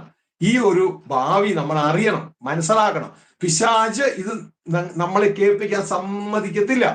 ഈ ഭാവി അറിഞ്ഞു വേണം പോകാനായിട്ട്. യോഹന്നാൻ 8:32 വ്യക്തതയോടെ മനസ്സിലാക്കുക. നമ്മുടെ കുരുടത്തെ എങ്ങനെ മാറും? അവരെഴുതിയിരിക്കുകയാണ്, സത്യം അറിയുകയും സത്യം നിങ്ങളെ സ്വതന്ത്രമാക്കുകയും ചെയ്യും എന്ന് പറഞ്ഞു. സത്യം അറിയുകയും സത്യം നിങ്ങളെ സ്വതന്ത്രമാക്കുകയും ചെയ്യും. അപ്പോൾ സത്യം നാം അറിയണം. സത്യം എന്താ? നമ്മളെ കുറിച്ചുള്ള, അല്ലെങ്കിൽ ദൈവത്തിന്റെ ഹൃദയത്തിൽ എന്തിനെങ്കിലും കുറിച്ചുള്ള ചിന്തയാണ് സത്യം. അതിന്റെ പ്രകാശനമാണ് വചനം. അത് വചനത്തിലൂടെ നമ്മൾ സത്യം അറിയുമ്പോൾ ആ സത്യം സ്വതന്ത്രമാക്കാനായിട്ട് ഇടയാകും. അല്ലെങ്കിൽ നാം ബന്ധനസ്ഥരാ. അപ്പൊ യേശുവിന്റെ ചിന്തയിൽ നമ്മൾ എന്താ? ബന്ധനസ്ഥരാ. യേശുവിന്റെ ചിന്തയിൽ നമ്മൾ ബന്ധനസ്ഥരാ. അതുകൊണ്ടാണ് പറയുന്നത്, സത്യം നിങ്ങൾ അറിയുമ്പോൾ സത്യം നിങ്ങളെ സ്വതന്ത്രമാക്കും. കാരണം നമ്മളൊരു സ്പിരിച്വൽ ഫോഴ്സിന്റെ കീഴെയാ. ഇതാണ് എഫേസ്യ ലേഖനം. ഇപ്പൊ നമ്മൾ പഠിച്ചുകൊണ്ടിരിക്കുന്നത് ഈ ലോകം പിശാചിന്റെ കീഴിലാണെന്നാണ് മനസ്സിലാക്കിക്കൊണ്ടിരിക്കുന്നത് കേട്ടോ. ഇതാ എഫേസ്യ ലേഖനം 2:1 മുതൽ 3 വരെയുള്ള വാക്യങ്ങൾ. സിസ്റ്റർ അപ്പോസ്തല പ്രവൃത്തി 26:18 എടുക്കണം കേട്ടോ.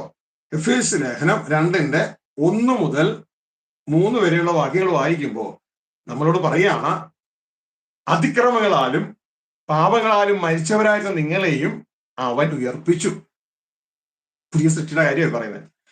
അവയിൽ നിങ്ങൾ മുമ്പേ ഈ ലോകത്തിന്റെ കാലഗതിയെയും, ഇംഗ്ലീഷിൽ പറഞ്ഞാൽ according to the course of this world, പിശാചിന്റെ കിങ്ഡത്തിന്റെ കോഴ്സിലായിരുന്നു. ആകാശത്തിലെ അധികാരമാണ് പിശാച് ഗ്രൂപ്പ്.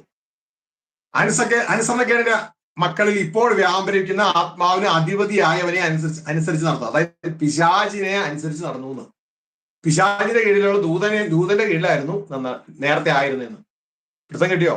അപ്പൊ രക്ഷിക്കപ്പെടുന്നതിന് മുമ്പ് എവിടെയായിരുന്നു? പിശാചിന്റെ കിങ്ഡത്തിലായിരുന്നു. പക്ഷെ ഇപ്പോഴും മനുഷ്യർക്ക് അറിയത്തില്ല, ഞാൻ അവിടെ ആയിരുന്നു, എന്നെ ഇങ്ങോട്ട് മാറ്റിയെന്ന്. ഇപ്പോഴും പഴയതുപോലെ തന്നെ ജീവിക്കുമോ? സത്യം അറിയാത്തത് കൊണ്ടാ. ഇനി 26 അപ്പസ്വലപ്രവൃത്തി 26:18 വായിക്കുമ്പോ അപ്പസ്വലനായ പൗലോസ് പറയുന്ന രംഗമാണ് തന്റെ പ്രസംഗത്തിൽ. വായിച്ചേ. അവർക്ക് പാപമോചനവും എന്നിലുള്ള വിശ്വാസത്താൽ ശുദ്ധീകരിക്കപ്പെട്ടവരുടെ ഇടയിൽ അവകാശവും ലഭിക്കേണ്ടതിന് അവരുടെ കണ്ണു തുറപ്പാനും അവരെ ഇരുളിൽ നിന്ന് വെളിച്ചത്തിലേക്കും സാത്താന്റെ അധികാരത്തിൽ നിന്ന് ദൈവത്തിങ്കിലേക്കും തിരിപ്പാനും ഞാൻ ഇപ്പോൾ നിന്നെ അവരുടെ അടുക്കൽ അയക്കുന്നു എന്ന് കൽപ്പിച്ചു. മനസ്സിലാട്ടോ? പൊളിറ്റിക്കൽ മണ്ഡലം മാറുക, സാത്താന്റെ അധികാരത്തിൽ ദൈവത്തിന്റെ അധികാരത്തിലേക്ക് മാറ്റുകയാണ്. സ്പിരിച്വൽ പൊളിറ്റിക്കൽ മാറ്റർ ആണിത്. അപ്പോ അധികാരം മാറുക, ആത്മമണ്ഡലത്തിൽ അധികാരം മാറുകയാണ്. ഇത് നാം തിരിച്ചറിയണം. തിരിച്ചറിഞ്ഞിട്ട് ഇനി നാം ജീവന്റെ പുതുക്കത്തിൽ ജീവിക്കണം, പഴയതിലല്ല ജീവിക്കേണ്ട. ഇത് നാം തിരിച്ചറിയാം. അപ്പൊ ഇവിടെ ഈ ഭാഗങ്ങളെല്ലാം എന്റെ പ്രിയ സഹോദരങ്ങളെ നമുക്ക് മനസ്സിലാക്കാൻ കഴിയുന്നത്, ദുഷ്ടൻ സർവ്വലോകവും ദുഷ്ടന്റെ പിശാചിന്റെ കീഴിൽ കിടക്കുക. മനസ്സിലായോ? ഒരുപക്ഷെ നിങ്ങൾക്ക് നമ്മുടെ അരുമനാഥനെ യേശുക്രിസ്തു വേറെ ചരിച്ചിട്ട് കേട്ടിട്ടുണ്ടോ? യേശുക്രിസ്തു പറയാണ് ആ ലോകം എന്ന് പറയുന്നത് ചുമ്മാ ഒരു ലോകമൊന്നുമല്ല, അത് കിങ്ഡമാണ്. കിങ്ഡം പിശാചിന്റെ കിങ്ഡമാണ്. മത്തായി സുവിശേഷം 18-ാം അധ്യായത്തില് യേശുക്രിസ്തു, നിങ്ങൾക്കറിയാലോ, പച്ചമരത്തോട് ഇങ്ങനെ ചെയ്യുന്ന യേശുക്രിസ്തുവിനെ അന്നത്തെ പ്രസംഗകരും എപ്പോഴും കളിയാക്കിക്കൊണ്ട് ഉപദ്രവിച്ചുകൊണ്ടിരിക്കും. ഓക്കെ, അങ്ങനെ ഇരിക്കുന്ന സമയത്ത് യേശുക്രിസ്തു പിശാചുക്കളുടെ അവനെ കൊണ്ടാണ് ഭൂതങ്ങളെ പുറത്താക്കുന്നതൊക്കെ ഈ പള്ളിക്കാർ പറഞ്ഞുണ്ടാക്കൊണ്ടിരിക്കുക. അപ്പോ യേശുക്രിസ്തു തിരിച്ചൊരു ചോദ്യം ചോദിക്കുന്ന ഒരു ഭാഗമാണ്. അപ്പോ അവിടെ ലോഡ് എല്ലാവരും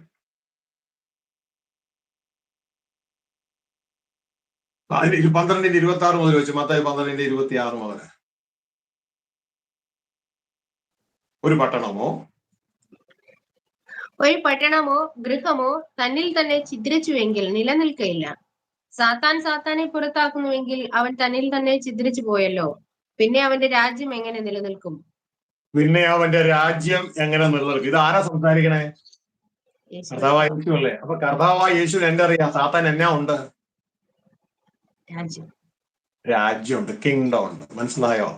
ഹല്ലേലൂയ. സാത്താൻ ഒരു കിങ്ഡം ഉണ്ട്, രാജ്യമുണ്ട്. ഇതാണ് വാഴ്ചകൾ, അധികാരങ്ങൾ എന്നൊക്കെ നമ്മൾ പറയാറില്ല. നമുക്ക് പോരാട്ടം ഉള്ളത് ജഡരക്തങ്ങളോടല്ല, ഈ അന്ധകാല ലോകത്തിന്റെ ആധിപത്യ ശക്തികളോടാണ്, വാഴ്ചകളോടാണ്, അധികാരങ്ങളോടാണ് നമുക്ക് പോരാട്ടം ഉള്ളത്. അപ്പൊ അതുണ്ട്. പക്ഷെ ഇന്നുവരെ പോരാടിയിട്ടുണ്ടോ? ഞാൻ നിങ്ങളോട് സംസാരിച്ചുകൊണ്ടിരിക്കുമ്പോഴും പോരാടിക്കൊണ്ടിരിക്കുക. ഹല്ലേലൂയ. കാരണം ആ പോരാട്ടത്തിലാണ് ഈ സന്ദേശം നിങ്ങളിൽ എത്തുന്നത്. അപ്പോൾ നിങ്ങൾ നിങ്ങളുടെ ഭാവിയെ കുറിച്ചാണ്. അപ്പൊ ഈ സ്പിരിച്വൽ പൊളിറ്റിക്കൽ സയൻസ് എന്നല്ല യഥാർത്ഥത്തിൽ പൊളിറ്റിക്കൽ മാറ്റർ, ഇത് നിങ്ങൾ യഥാർത്ഥത്തിൽ മനസ്സിലാക്കിയിട്ട് സർവ്വലോകവും പിശാചിന്റെ കീഴിൽ കിടക്കുന്നു. ഇത് മനസ്സിലാക്കി നമ്മളെ ക്രിസ്തു അവിടെ നിന്ന് വിടുവിച്ചു കൊണ്ടുവരിക. അപ്പോ ഈ വിടുവിച്ചു നമ്മളെ അവിടെ നിന്ന് തന്റെ രക്തം കൊടുത്ത് വിലയ്ക്ക് വാങ്ങി അപ്പനായി കൊണ്ടുപോവുകയാണ്, നമ്മളെയും കൊണ്ട് പോവുകയാണ്. അതുകൊണ്ടാണ് പറയുന്നത് ഫോളോ മീ എന്ന് പറയുന്നത്, എന്നെ അനുഗമിക്കുകയാണ്. അപ്പൊ ഇത് വളരെ ശ്രദ്ധയോടെ ആയിരിക്കണം. ഇനി ഈ സന്ദേശം കേൾക്കുമ്പോൾ പിശാചും അവന്റെ ആളുകളും ഉണ്ട്. അവര് എവിടെയുണ്ട്? അവര് നിറയെ സഭയുടെ ഉള്ളിലുണ്ട്. മനസ്സിലായോ? നിറയെ സഭയുടെ ഉള്ളിലുള്ള ഇവർ ഈ സന്ദേശം കേൾക്കുമ്പോൾ തന്നെ നിങ്ങൾക്ക് ഇത് കേൾക്കാതിരിക്കാൻ വേണ്ടി പലതും അവർ പറഞ്ഞുകൊണ്ടിരിക്കും. കാരണം അവർ ഏത് പാർട്ടിയിലുള്ളതാ? അവര് പിശാചിന്റെ പാർട്ടിയിലുള്ളതാ, അവന്റെ മക്കളാ. അപ്പോ അവര് മാത്രമല്ല, തെറ്റിപ്പോയവരും നല്ല ദൈവത്തിന്റെ മക്കളായിട്ട് അവരാൾ തെറ്റിപ്പോയവരുണ്ട്, കളകളാ തെറ്റിപ്പോയവർ.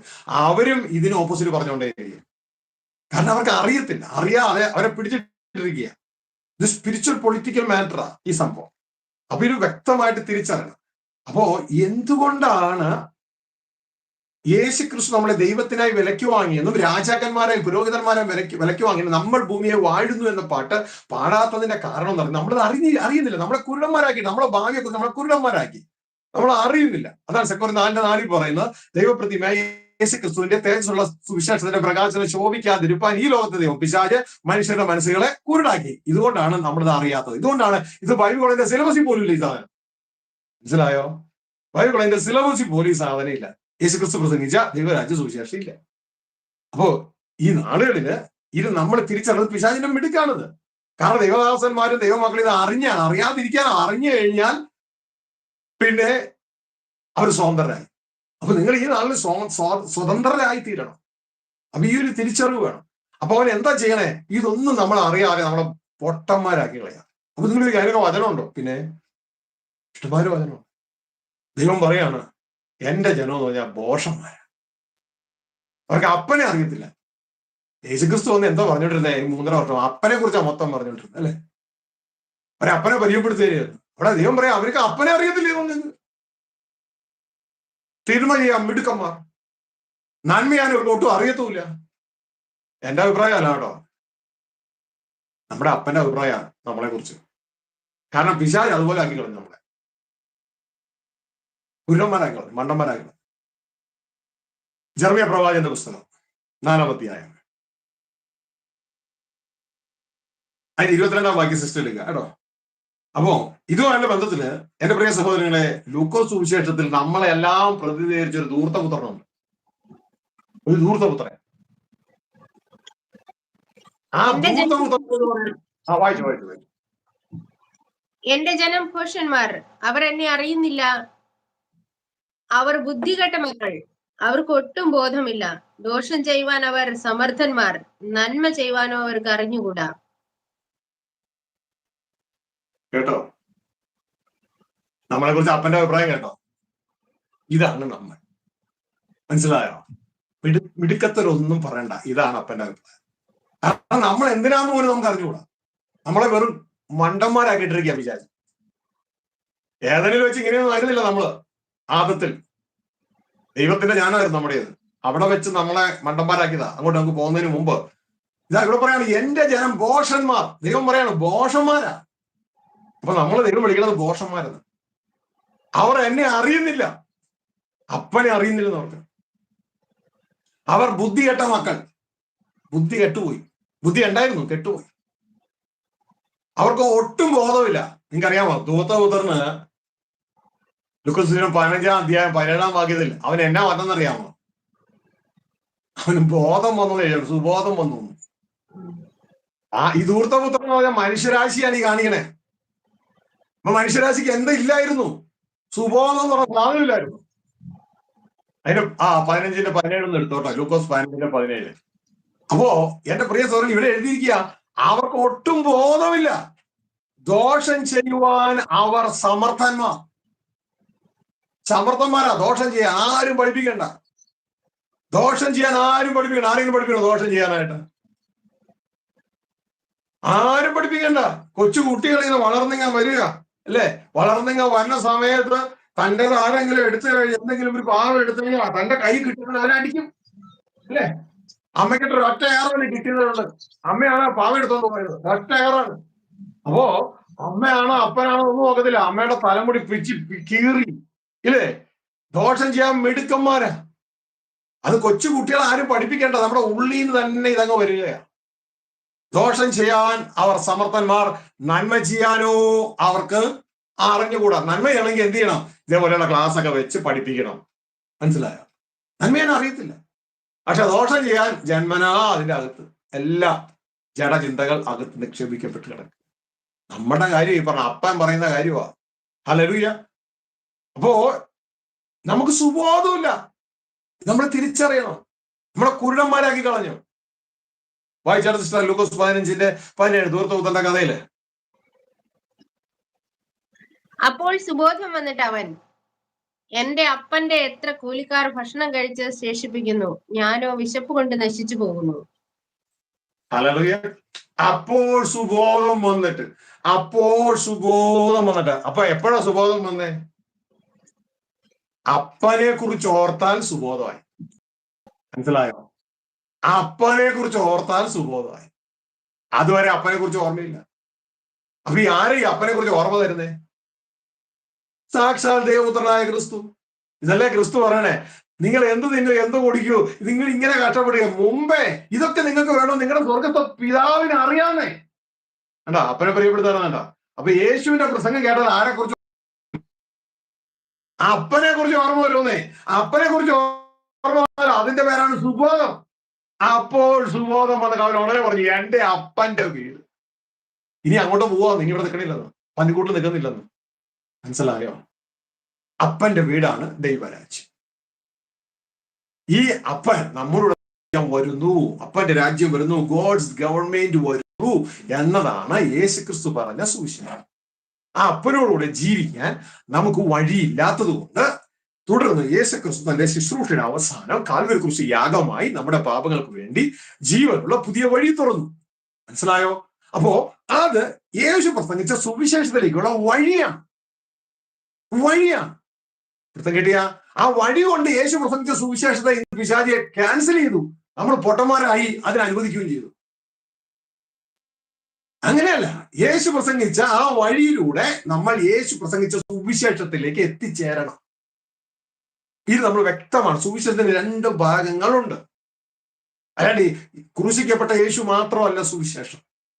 ആ യേശു പ്രസംഗിച്ച 3 വർഷം പ്രസംഗിച്ച സന്ദേശം ദൈവരാജ്യ സുവിശേഷവും ക്രൂശിക്കപ്പെട്ട യേശുവിനെ ചേർത്ത് പറയണം.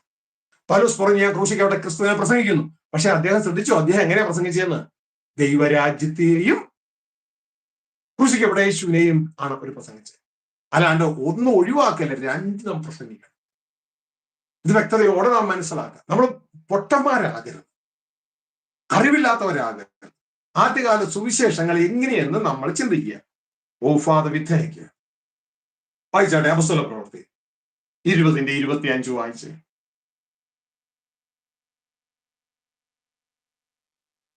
ഇതാ 1:23 ഞാൻ വായിക്കാം. ഫസ്റ്റ് കൊരിന്ത്യർ, ഞങ്ങളോ ക്രൂശിക്കപ്പെട്ട ക്രിസ്തുവിനെ പ്രസംഗിക്കുന്നു, യഹൂദന്മാർക്ക് ഇറച്ചിയും ജാതികൾക്ക് ഭോഷത്വവുമെങ്കിലും എന്ന് പറഞ്ഞാൽ ക്രൂശിക്കപ്പെട്ട ക്രിസ്തുവിനെ പ്രസംഗിക്കുന്നു. എങ്ങനെയാ ക്രൂശിക്കപ്പെട്ട ക്രിസ്തുവിനെ പ്രസംഗിക്കുന്നത്?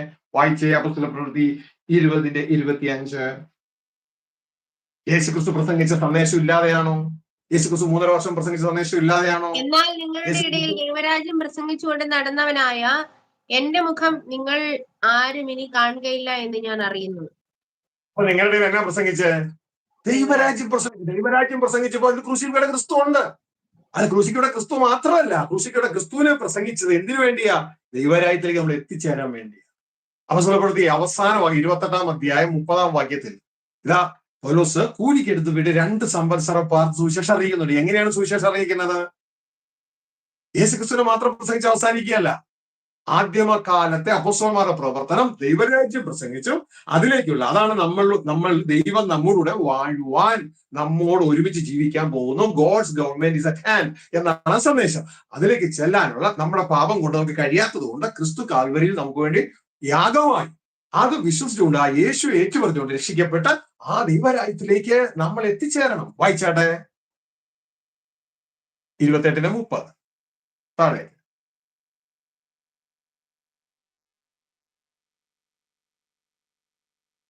ഞാൻ വായിക്കാം. 28 സിസ്റ്റർ മ്യൂട്ടാണ് കേട്ടോ. 22, 29, 30 വായിക്കും. പൂർണ്ണ പ്രാഗൽഭ്യത്തോടെ അവൻ കൂലിക്ക് വാങ്ങിയ വീട്ടിൽ 2 സംവത്സരം മുഴുവൻ പാർത്തു. തന്റെ അടുക്കൽ വരുന്നവരൊക്കെയും കൈക്കൊണ്ട് പൂർണ്ണ പ്രാഗൽഭ്യത്തോടെ വിഘ്നം കൂടാതെ ദൈവരാജ്യം പ്രസംഗിച്ചും കർത്താവായ യേശുക്രിസ്തുവിനെ കുറിച്ച് ഉപദേശിച്ചും പോന്നു. കണ്ടോ? ഈ 2 പാർട്ട് കണ്ടോ?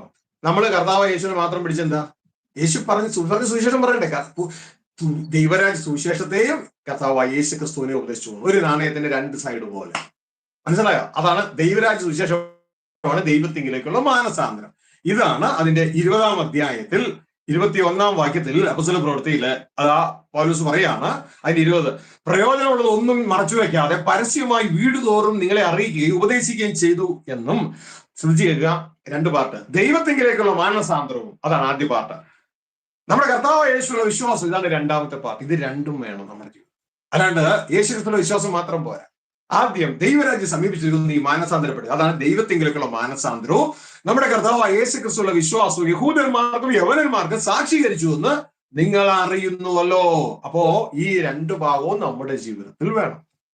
സഹോദരങ്ങളെ, നമ്മൾ ഇപ്പോ ഇവിടെ മനസ്സിലാക്കിയെന്ന് പറഞ്ഞാൽ നമ്മളെ ഇതാ വെറും ബുദ്ധിയില്ലാത്തവർ എന്ന തലത്തിലേക്ക് നമ്മളെ മാറ്റിയ, നമ്മളെ ഉറക്കുകയാണ്. ഈ സിസ്റ്റത്തില്, ലോക സിസ്റ്റത്തിൽ ഉറക്കുകയാണ്. അതായത് ഈ ലോകത്തിന്റെ കോഴ്സിൽ നമ്മൾ ഓടിക്കൊണ്ടിരിക്കുക. ദൈവത്തിന്റെ വചനം നമ്മൾ എഫേസ്യർ 2:1-2 നേരത്തെ വായിച്ചെങ്ങനെയാ? ഈ ലോകത്തിന്റെ കാലഗതിയിൽ ഓടിക്കൊണ്ടിരിക്കുകയായിരുന്നു നമ്മൾ, അല്ലെ? ഈ ലോകത്തിന്റെ കാലഗതി എന്ന് വെച്ചാൽ the course of the world. Course ഉണ്ട്. The course of this world. എങ്ങനെയാണ് കോഴ്സ് ഓഫ് ദിസ് വേൾഡ്? അറിയോ? ജനിക്കുന്നു, 1, 2, 3 ഒക്കെ ആകുമ്പോൾ അമ്മ എവിടെയെങ്കിലും ഡേ കെയറിലൊക്കെ കൊടുത്ത് അല്ലെങ്കിൽ എവിടെയെങ്കിലും ഒരു വളർത്തിയെടുക്കുന്നു. പിന്നെ LKG UKG 1 മുതൽ 10 വരെ, പിന്നെ +2, പിന്നെ അല്ലെങ്കിൽ ഡിഗ്രിക്ക് പഠിച്ചു, IELTS അതൊക്കെ പഠിച്ചു, അവിടെ എവിടെയെങ്കിലും എന്തെങ്കിലുമൊക്കെ ജോലി കിട്ടി, ഒരു കല്യാണം കഴിച്ചു, കുറച്ച് കുട്ടികളൊക്കെ ആയി, അധികം നാളം ചെയ്യാതെ ഇതാ വയസ്സായി, പല പല അസുഖങ്ങൾ കയറി പിടിച്ചു. ഈ ലോകത്തിന്റെ കോഴ്സിനെ കുറിച്ചാണ് ഈ പറയുന്നത് കേട്ടോ. അതിനുശേഷം ഇതാ ആള് മരിച്ചു മാറ്റപ്പെടും. Course of this world. അവരോട് പറയാണ്, ഈ ലോകത്തിന്റെ കാലഗതിയിൽ നമ്മൾ ഓടിക്കൊണ്ടിരിക്കുകയാണ്. ഈ ലോകത്തിന്റെ കാലഗതിയിൽ ഓടിക്കൊണ്ടിരിക്കുകയാണ്. ഈ പിശാചിന്റെ അധികാരത്തിന് കീഴിലായിരുന്നു നമ്മൾ ഓരോരുത്തരും ആയിരുന്നത്. അപ്പോ നമ്മളെ അവിടുന്ന് സ്വർഗത്തിലെ ദൈവം നമുക്ക് സുബോധം മാറ്റുകയാണ്. ഇത് വ്യക്തതയോടെ നാം അറിയണം. ഇത് വ്യക്തതയോടെ നാം അറിഞ്ഞിട്ട് നമ്മുടെ ഭാവി അറിഞ്ഞ് ആ ഭാവിക്ക് വേണ്ടി നമ്മൾ സ്റ്റെപ്പിങ് ചെയ്യണം. അപ്പൊ നമ്മൾക്ക് പോകാനുണ്ടെങ്കിൽ നിങ്ങൾ അതിനനുസരിച്ച് പഠിക്കുക, IELTS ഒക്കെ പഠിക്കുക അല്ലെ. നിങ്ങളുടെ ഭാവിക്ക് വേണ്ടി. എത്ര ഭാവി? കുറച്ച് നാളത്തേക്കേ ഉള്ളൂ. ഇപ്പൊ അവിടെ നിന്നൊക്കെ എല്ലാവരും ഓടിച്ചു വിടാന്ന് കേൾക്കണേ. അപ്പോ കുറച്ച് നാളത്തേക്കുള്ള ഭാവിയുള്ളൂ. അപ്പോ എന്റെ പ്രിയ സഹോദരങ്ങളെ, ആ ഭാവിക്ക് വേണ്ടി നമ്മൾ അധ്വാനിക്കണം. പക്ഷെ നമ്മൾ ശരിക്കും പറഞ്ഞാൽ നമ്മുടെ യഥാർത്ഥ ഭാവി അറിഞ്ഞാൽ അതിനുവേണ്ടി നമ്മൾ വർക്ക് ചെയ്യത്തില്ലേ? കാരണം ഈ ഭൂമിയിലുള്ള ഭാവി എന്ന് പറഞ്ഞാൽ എത്ര വർഷം? 5 വർഷം, 10 വർഷം, 15 വർഷം, 20 വർഷം, 30 വർഷം, 40 വർഷം, മാക്സിമം അത്രയൊക്കെ ഉള്ളൂ അല്ലെ. പക്ഷെ നമ്മുടെ യഥാർത്ഥ ഭാവി എന്ന് വെച്ചാൽ നിത്യമല്ലേ. അപ്പൊ അതിനെക്കുറിച്ച് നമ്മൾ പറയാം. അവിടെ നമ്മൾ രാജാക്കന്മാരാണ്, ദൈവത്തിന്റെ പുത്രന്മാരാണ്. ഹല്ലേലൂയ. ദൈവത്തിന്റെ അവകാശികളാണ്, ക്രിസ്തുവിന്റെ കൂട്ടാവകാശികളാണ്. അപ്പൊ ഇതൊക്കെ നമ്മൾ തിരിച്ചറിഞ്ഞ് പ്രവർത്തിക്കുവാനായിട്ട് ഈ ഇടയാകണം. ഓ ലോർഡ്, ഐ ലവ് യു. അപ്പോ ഇവിടെ 2 കാര്യം നാം മനസ്സിലാക്കി. ഒന്ന്, ഇവിടെ വാഴുന്ന സ്പിരിച്വൽ പൊളിറ്റിക്കൽ പാർട്ടി എന്ന് പറയുന്നത് സാത്താനാണ്. അവനാണ് ഈ ലോകമക്കളുടെ ചിന്തകളെ നിയന്ത്രിക്കുന്നത്. ചിന്തകൾ എനിക്ക് അങ്ങനെ തോന്നി, ഞാൻ അങ്ങനെ ചെയ്തെന്നല്ല കാര്യം പറഞ്ഞേ. എവിടെ നിന്ന് അങ്ങനെ തോന്നാൻ കാരണം? ആ തോന്നൽ വളരെ പ്രാധാന്യം. ചിന്തകളെ നിയന്ത്രിക്കുന്നത് അവനാണ്. ഹല്ലേലൂയ. ഇനി അവൻ എന്താ ചെയ്യുന്നത്? ഇത് നമ്മൾ അറിയാത്തതിന്റെ കാരണം അവൻ നമ്മളെ ഇതറിയിക്കാതെ ബ്ലൈൻഡ് ആക്കിയിട്ടിരിക്കുക. കാരണം യേശുവിന്റെ സന്ദേശം എന്താ? യേശുവിന്റെ സന്ദേശം എന്താ? നിങ്ങൾ അറിയാവുന്ന ഒരു താഴെ കമന്റിൽ എഴുതണം കേട്ടോ. യേശുവിന്റെ സന്ദേശത്തിന്റെ അർത്ഥം മനുഷ്യർക്ക് മനസ്സിലാകുന്ന രീതിയിൽ എഴുതണം. ഞാൻ ഓൾറെഡി പറഞ്ഞു. എന്താ യേശുവിന്റെ സന്ദേശം? ദൈവരാജ്യം സമീപിച്ചിരിക്കുന്നു അല്ലെ. അതായത് ദൈവത്തിന്റെ ഗവൺമെന്റ് വരുന്നു. എങ്ങോട്ടേക്ക്? പിശാചിന്റെ ഗവൺമെന്റ് വാഴുന്ന സ്ഥലത്തേക്ക് ദൈവത്തിന്റെ ഗവൺമെന്റ് വരുന്നു. ഈ സന്ദേശം സഹോദരങ്ങളെ നിങ്ങൾ ശ്രദ്ധിച്ചേ. ഇവിടെ രാഷ്ട്രീയ പാർട്ടി എ വാഴുകയാണ്. അപ്പോ രാഷ്ട്രീയ പാർട്ടി ബി വരുന്നു എന്ന് പറഞ്ഞാൽ എ എന്ത് ചെയ്യും? പറ. എങ്ങനെയെങ്കിലും തടയും അല്ലെ. എങ്ങനെയെങ്കിലും തടയും. ഇതല്ലേ ചെയ്യുന്നേ. ഒരിക്കലും രാഷ്ട്രീയ പാർട്ടി ബി വരാൻ സമ്മതിക്കത്തില്ല. മാക്സിമം രാഷ്ട്രീയ പാർട്ടി എ എന്ത് ചെയ്യും? ചെയ്യാവുന്നതൊക്കെ ചെയ്യും. എന്തൊക്കെയായിരിക്കും ചെയ്യുക? കാരണം ഇപ്പോ എ ആണ് വാഴുന്നത്. അപ്പൊ എയുടെ കയ്യിൽ എന്തൊക്കെയുണ്ട്? എയുടെ കയ്യിലാണ് അധികാരമുള്ളത് അല്ലെ. അപ്പോ ആ അധികാരം വെച്ച് അവരെന്ത് ചെയ്യും? ഈ ജനത്തെ വീഴിക്കാൻ വേണ്ടി ജനത്തിനൊക്കെ അരിയുടെ കിറ്റ് കൊടുക്കും, പലതിന്റെയും കിറ്റ് കൊടുക്കും. ഈ കിറ്റിൽ ജനം വീഴുമെന്ന് ആർക്കറിയാം? വാഴുന്നവർക്കാർ. കാരണം അവരുടെ ഇഷ്ടംമാര് പൈസ ഉണ്ട്. കാരണം അവരാ വാഴുന്നത് അല്ലെ. പിന്നെ പല രീതിയിലും ഒരു മിഡിൽ ക്ലാസ് ആളുകൾക്കായിരിക്കും അവർ ചെയ്യുന്നത്. കാരണം ഒരു ലോ ലെവൽ മിഡിൽ ക്ലാസ് ആളുകളാണ് കൂടുതൽ. അവർക്ക് വേണ്ടിയായിരിക്കും അവർ ചെയ്യുന്നത് കൂടുതലായിട്ട്. കാരണം എന്തിനാ ചെയ്യുന്നത്? രാഷ്ട്രീയ പാർട്ടി ബി വരാൻ പാടില്ല, നിങ്ങൾ ഞങ്ങൾക്ക് വോട്ട് ചെയ്തോളണം. മനസ്സിലായോ? ഇനി പറ്റാമെങ്കിൽ ഇൻഷുറൻസ് ഒക്കെ കൊടുക്കും പറ്റുന്നെങ്കിൽ. അങ്ങനെ പല രീതിയിലൊക്കെ സൗജന്യമായിട്ടുള്ള പല കാര്യങ്ങളും ചെയ്യും. കാരണം ബി വരരുത്, ഇനി ഞങ്ങൾ മാത്രം വാണാ മതി ഇവിടെ. അങ്ങനെ പല പല കാര്യങ്ങളും ചെയ്യും. പിന്നെ ശ്രദ്ധിക്കാമോ, കമ്മ്യൂണിക്കേഷൻ സിസ്റ്റം ഒക്കെ അവരുടെ കയ്യിലായിരിക്കും. നാഷണൽ ടെലിവിഷൻ അവരുടെ കയ്യിലായിരിക്കും. അവരെ നാഷണൽ ടെലിവിഷനിലൂടെ അവരുടെ അഡ്വർടൈസ്മെന്റ് അങ്ങ് എടുത്തു വിടും. അവർ കട്ടൗട്ടുകളൊക്കെ, റോഡ് സൈഡിലുള്ള കട്ടൗട്ടുകളൊക്കെ വാങ്ങിക്കും. എന്നിട്ട് അതിലെല്ലാം അവരുടെ ആട് പരസ്യം ചെയ്യും. മക്കളെ നമുക്ക് ഒരുമിച്ച് ഭരിക്കാം എന്നൊക്കെ പറഞ്ഞ് പല പല ആടുകളൊക്കെ അവിടെ കൊടുക്കും. അപ്പോ എന്താ ഈ ചെയ്യണ ഇവരെ? നിങ്ങളെ ഞങ്ങൾ തൊടിപ്പിക്കത്തില്ല. മനസ്സിലായോ? നിങ്ങളെ ഈ ഭരിക്കാൻ വരുന്ന നിങ്ങളെ ഞങ്ങൾ തൊടിപ്പിക്കത്തില്ല. ഈ ജനത്തെ ഞങ്ങളുടെ സ്വന്തമാക്കും. മനസ്സിലായോ? ഇതേപോലെ തന്നെയാണ് പിശാചി ഇവിടെ ചെയ്യുന്നത്. ഒന്ന്, യേശുക്രിസ്തു പ്രസംഗിച്ച ദൈവത്തിന്റെ ഗവൺമെന്റ് ഇങ്ങോട്ടേക്ക് വരുന്നു എന്ന സന്ദേശം നമ്മളെ അറിയിക്കത്തില്ല. അതിൽ അവൻ ജയിച്ചു. ഇന്ന് പള്ളിക്കാർക്ക് സുവിശേഷം എന്നാന്ന് അറിഞ്ഞൂടാ. അവർക്ക് ആകപ്പാടെ അറിയാം യേശു കാൽവരി മരിച്ചെന്നുള്ളത്. ആ സുവിശേഷം നമുക്ക് സുവിശേഷം തന്നെയാ. പക്ഷെ യേശു പ്രസംഗിച്ച സുവിശേഷം അതല്ല. യേശു പ്രസംഗിച്ച സുവിശേഷം ദൈവത്തിന്റെ ഗവൺമെന്റ് ഭൂമിയിലേക്ക് വരുന്നു എന്നുള്ളത് 3-3.5 വർഷം പ്രസംഗിച്ച് നടന്നത്. ഹല്ലേലൂയ. ലൂക്കോസ് സുവിശേഷം എല്ലായിടത്തും ഇതിനെ തന്നെയാണ്. ഒരു വാക്ക് നമുക്കൊന്ന് വായിക്കാം. ലൂക്കോസ് സുവിശേഷം 4-ാം അധ്യായത്തിലേക്ക് വന്നു.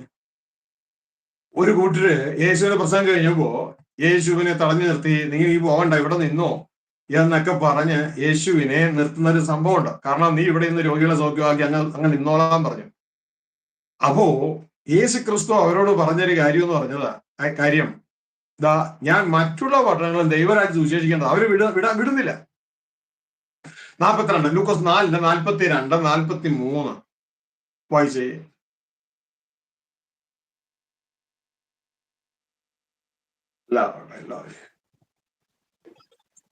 നേരം വെളുത്തപ്പോൾ അവൻ പുറപ്പെട്ട ഒരു നിർജ്ജന സ്ഥലത്തേക്ക് പോയി. പുരുഷാരം അവനെ തിരിഞ്ഞ് അവന്റെ അരികത്ത് വന്ന് തങ്ങളെ വിട്ടു പോകാതിരിപ്പാൻ അവനെ തടുത്തു. അവൻ അവരോട്, ഞാൻ മറ്റുള്ള പട്ടണങ്ങളിലും ദൈവരാജ്യം സുവിശേഷിക്കേണ്ടതാകുന്നു, ഇതിനായിട്ടല്ലോ എന്നെ അയച്ചിരിക്കുന്നത് എന്ന് പറഞ്ഞു. ഞാൻ അയക്കപ്പെട്ടിട്ട് വന്ന ആളാണ്. പിതാവ് എന്നെ അയച്ചതാ. എന്ത് പറയാൻ എന്നെ അയച്ചേ? ദൈവരാജ്യം, ദൈവത്തിന്റെ ഗവൺമെന്റ് ഇതാ പിശാചു വാഴുന്ന ഈ മണ്ഡലത്തെ നീക്കിയിട്ട് ദൈവം അവിടെ വാഴാൻ പോകുന്നു എന്ന സന്ദേശമാണ് അറിയിക്കുന്നത്. മനസ്സിലായോ? അപ്പൊ നമ്മളോട് പറയാണ്, നീ മാനസാന്തരപ്പെട്ടാൽ അതിന്റെ അർത്ഥം നീ ദൈവത്തിന് വോട്ട് ചെയ്താലെന്ന് നമ്മുടെ ഭാഷ പറഞ്ഞ. മനസ്സിലായോ? നീ മാനസാന്തരപ്പെട്ടാൽ ഇതാ കിങ്ഡം നിനക്ക് കിട്ടും. അതിലേക്ക് എത്തുവാനായിട്ട് കഴിയും.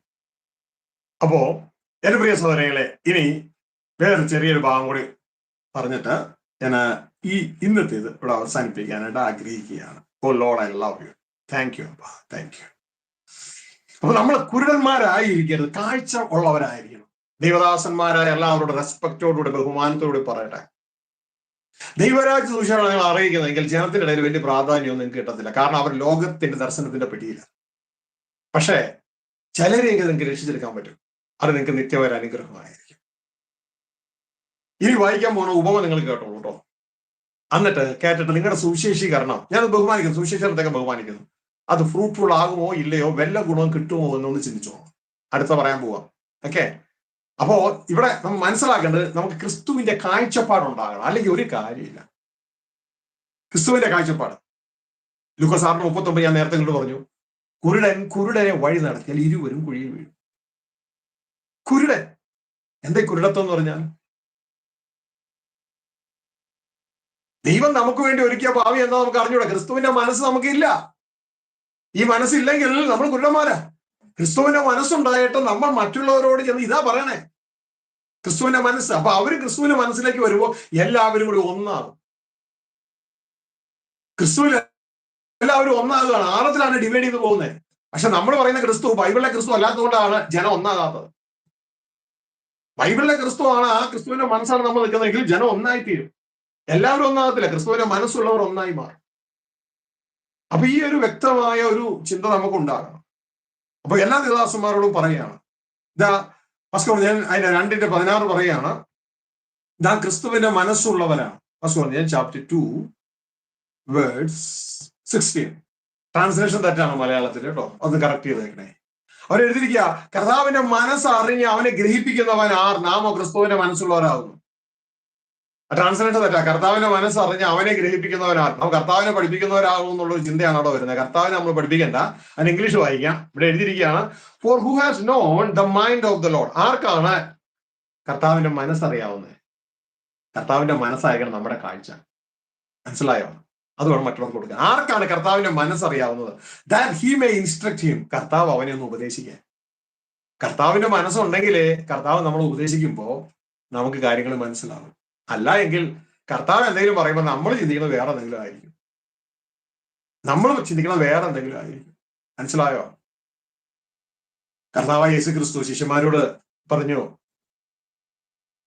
പുളിപ്പിനെ കുറിച്ച് പറഞ്ഞു, മനുഷ്യന്മാരുടെ പുളിച്ചോ അവനെ സൂക്ഷിക്കണമെന്ന് പറഞ്ഞു. ഉടനെ ശിഷ്യന്മാര് തീർന്നറിയാമാ അപ്പത്തിന്റെ പുളിപ്പിനെ കുറിച്ചാണ് അവൻ പറഞ്ഞതെന്ന് ചിന്തിച്ചത്.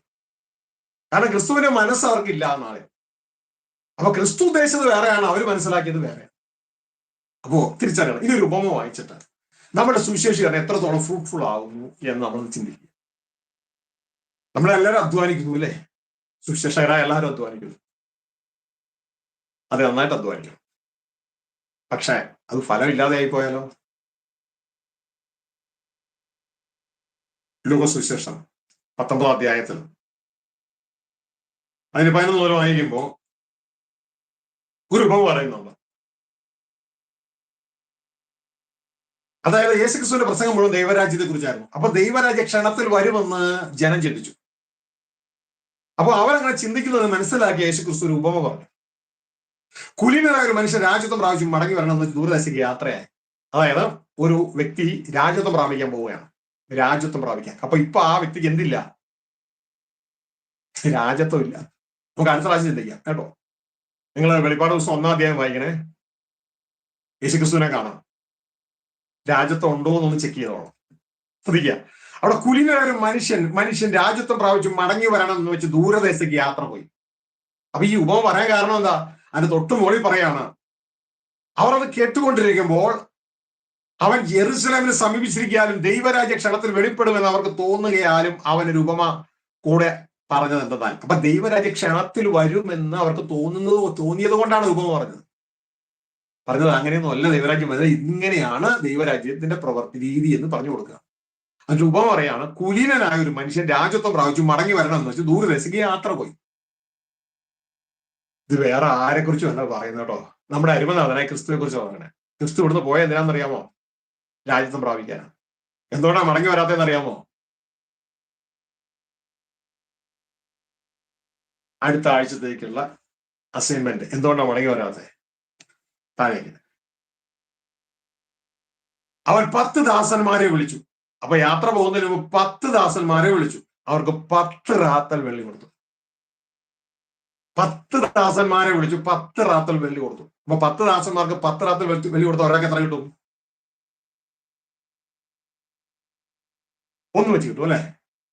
ഞാൻ വരുവോളം വ്യാപാരം ചെയ്തുകൊള്ളുവൻ എന്ന് അവരോട് പറഞ്ഞു. അവന്റെ പൗരന്മാരോ അവനെ പകച്ചു. അതായത് അവിടെ ഇംഗ്ലീഷ് കാണുന്നത്, ഇംഗ്ലീഷ് ഇങ്ങനെയാണ്, but his citizen hated him. His citizen. അപ്പോ പൗരന്മാരാണ്, അവന്റെ പൗരന്മാരാണ്, സാധാരണക്കാരൊന്നുമല്ല, പൗരന്മാരാണ്, സിറ്റിസൺസ്.